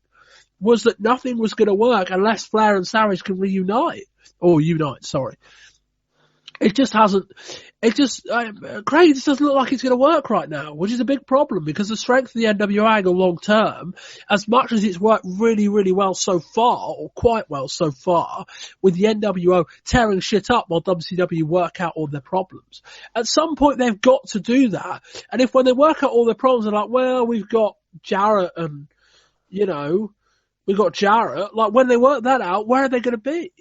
Yeah, you sort of get a feeling that either there wasn't a plan, which is completely possible, or it was a sort of, we'll cross that bridge when we come to it. And they've just sort of had NWO just ride completely roughshod over everyone. Everyone has looked dreadful as a result of being hammered for WO, and now you just don't have that believable saviour. Pete, any more? Well, even you've got the backstage aspect of Hall and Nash and Hogan as well. Even in fighting amongst, real world stuff where Hogan's just completely dominating everything and taking over the whole control could also cause problems down the line. So I don't know, there must be something happening. Let's hope next month, as you say, is Piper in just to cover this period of uncertainty around people, to take our attention away maybe while the Faces of Fear and the Horsemen work themselves out, Piper and Hogan have their thing, and then, as you say, can we regroup back when that's finished and then maybe go again, having had a chance to write it up and book it properly? We will see. But I tell you what, they're going to look back when they got a couple of days to spare and they're going to go, shit, we shouldn't have turned the Giant. And it's like, no, you shouldn't. You should have. You're absolutely right. Worked out another way, find another way. Giant could have been their massive babyface right now. And not that Giant's this great promo, although he's actually doing quite well on the mic at the moment. But Giant could have been this ass-kicking babyface, and it would have worked, I think, just about. And then Sting goes off and does his own thing. Then you can do what you like with Flair, the injury you couldn't have accounted for. And then stories you can cover. It's like, in terms of the order of guys that are over, NWO right now feel like 1, 2, 3, and 4. That's the biggest problem. But we come on to probably the biggest story of the month across wrestling. Bret Hart, we talk about guys that could have saved this angle. Bret Hart very much could have been the guy, because fucking hell, they couldn't have put him with the NWO. That would have been a disaster. But we discussed it a lot in Volume 2, but it's a very fascinating discussion for Volume 1, in part because most of the interesting stuff coming out this story was what WCW were willing to do to bring in Bret Hart. So, and to an extent we've got to sift through the mess because there's a lot of different stories, a lot of conjecture, etc., etc. What I think we know is this: Bret Hart was offered a 3-year contract by WCW, worth somewhere in the region of $2 to $4 million, depending on who you believe. And bear in mind, it kind of benefits almost everyone if the offer WCW made was bigger than it actually was. As in, if people say it out loud like it was $4 million. WCW looked better because they made a big offer. WWF looked better because they convinced Bret Hart to turn down a big offer like that. And Bret Hart looks better because he looks like he's in demand. So in a weird kind of way, like this, the price of Bret Hart escalating kind of benefits everybody. But a 3-year contract worth somewhere in the region of $2 to $4 million, we think, probably on the lower end of that. With a lot of movies involved, they were also talking about Bret Hart being partly paid his contract by Turner rather than by WCW, much like Hulk Hogan's deal. One, so they wouldn't have to get around the problem of Bret Hart earning more money than Kevin Nash and Scott Hall, who've kind of got these clauses in their contracts that if anyone comes in for more money than them, they get a bump. So WCW only paid Bret Hart part of his overall deal, and the other half gets kind of accounted for by a movie deal. Bret would have got all that. And some of the other stuff they were talking about in terms of trying to bend over backwards, WCW thought they had their man. And there was also a story where apparently at one point both sides thought the other was going to get him, which was probably around about the time where Bret was working things out with WWF. In that a lot of people in WWF thought, shit, we just can't match this kind of money. And they couldn't. Yeah, as we said in the news, the contract Bret turned down from WCW over 3 years financially was probably worth exactly the same amount as what he accepted from the WWF over 20. Again, we discussed a lot of that in Volume 2. But Bret Hart, they made pretty much the best deal they could have possibly made. And I think, Craig, they can go to bed and think we couldn't have done any more to get Bret Hart. I think we can say that. Yeah, no, I'd agree. And with much of the analysis there, it is a very interesting point, the one you made about this deal not going through really benefiting everyone. That's really interesting. And I think we can discuss, I personally don't think Bret Hart would have been a good fit for the NWO, but could you also imagine Hogan with more creative control in 1996 than he would have had in WWF in 1993, letting Bret Hart go over? So yeah, I'm not entirely sure that would have worked out either. No, and that was one of the big undertones around the entire story, and one of the reasons why Bret Hart probably turned it down was there are big concerns that, one, Bret doesn't get on particularly well with Ric Flair or Hulk Hogan, and there's other stuff going on in WCW that he probably knows about as well. And just the concern that, well, I can sell myself out, but am I going to be treated the way I wanted to be? Pete, what do you think about all this? Yeah, I think you're right. I think Bret's played this very well with the shall I, shan't I, the price has bumped up. But I think inevitably he knew he was never going to be able to go to WCW and be the man without Hulk Hogan going, don't think so, because I've got the creative control. So if they'd have booked Bret Hart to be the saviour of WCW, does that really work? I think Bret probably knew that himself. So I think he played that game superbly, being, the in a bidding war almost for his services and coming out probably on top in the end. I think Bret Hart works better than Jeff Jarrett, doesn't it?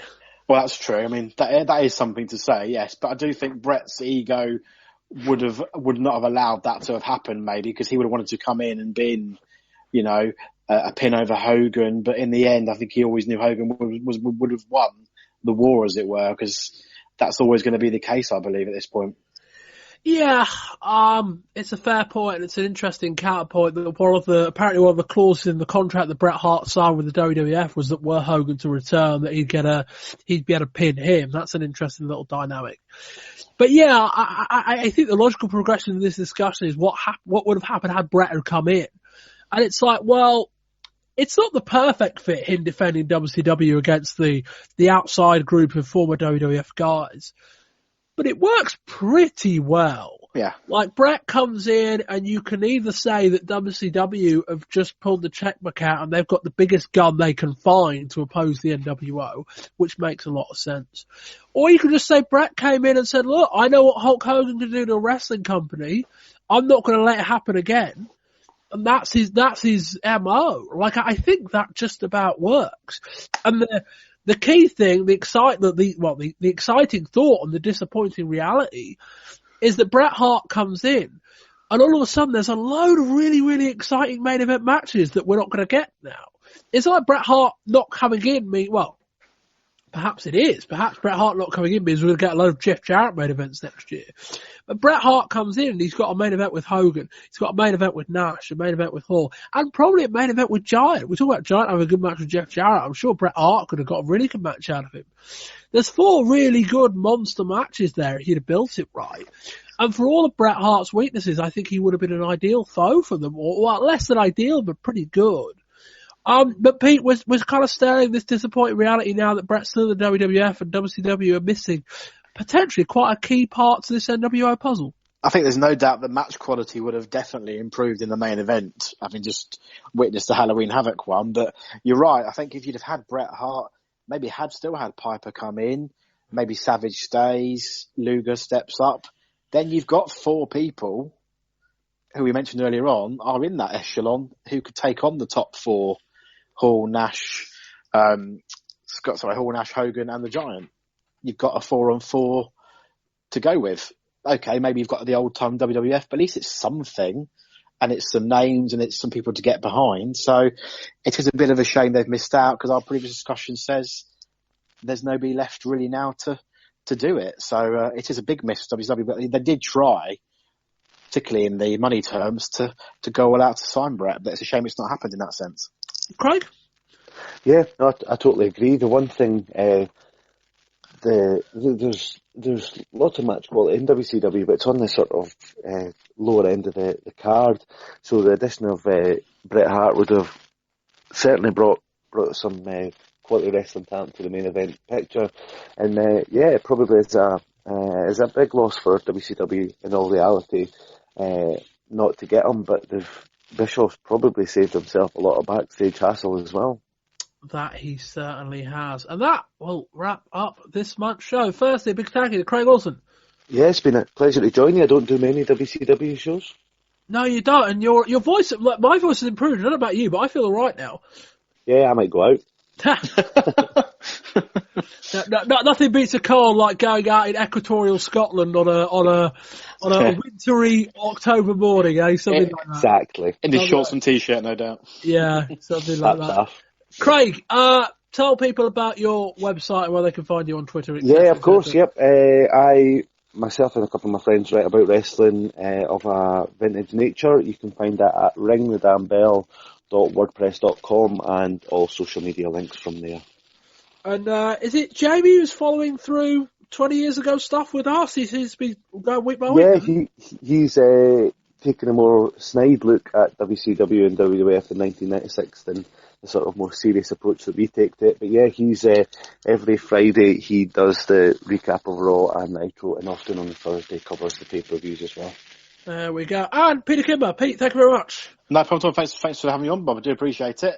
No problem at all. Pete, you've got a podcast and other stuff to plug and all of that? I've got a podcast cast subject to change, which is mainly modern day WWE with some ICW, NGW thrown in. Also got a website, cstcpodcast.co.uk, and you can find me on Twitter at pkimber1. There we go. Right, some plugs from me. Firstly, we're on Patreon, patreon.com/wrestling20rs. You want to contribute towards this nonsense, you very much can do. Earlier this week, people got access to the ECW and WWF shows before they got released to the general public. So if you'd like to listen to us on a more regular basis, or you just want to say thank you, $5 a month will get you access to all of our shows as they become available, which is generally a bit earlier than when they go live. You can find us at patreon.com/wrestling20rs. Links are on our website and in the podcast description. Other stuff to close, I'm going to mute. I think it's Craig who's been a bit choppy, so I'm just muting him there. Much like last month, I suppose, sorry Craig, we'll be working on a sec. You can find us at Wrestling20rs, Wrestling20rs.com, for everything really, it's all on there. And yeah, 2 other volumes this month. Volume 2, WWF, looking at In Your House, Buried Alive, and really the real early rise of Stone Cold Steve Austin. It's funny how everyone picks out that King of the Ring promo and not the October 28th Raw. Shame nobody was really watching that show, but I think if you're looking for a 1996 where the Steve Austin character debuted or really kind of rose to the occasion, it wasn't King of the Ring, and you'll hear all about that in volume number 2. We also have a long discussion on the implication of Bret Hart, and those two storylines kind of converge as Bret's facing Austin next month. And in volume 3, to make up for last month's ECW farce, if you want to call it like that, you can listen to us review 2 ECW shows on the road to November to remember. Anyway, this has been volume 1 of the 1996, October 96 edition of the Wrestling 20 Years Ago podcast. And until next time, goodbye.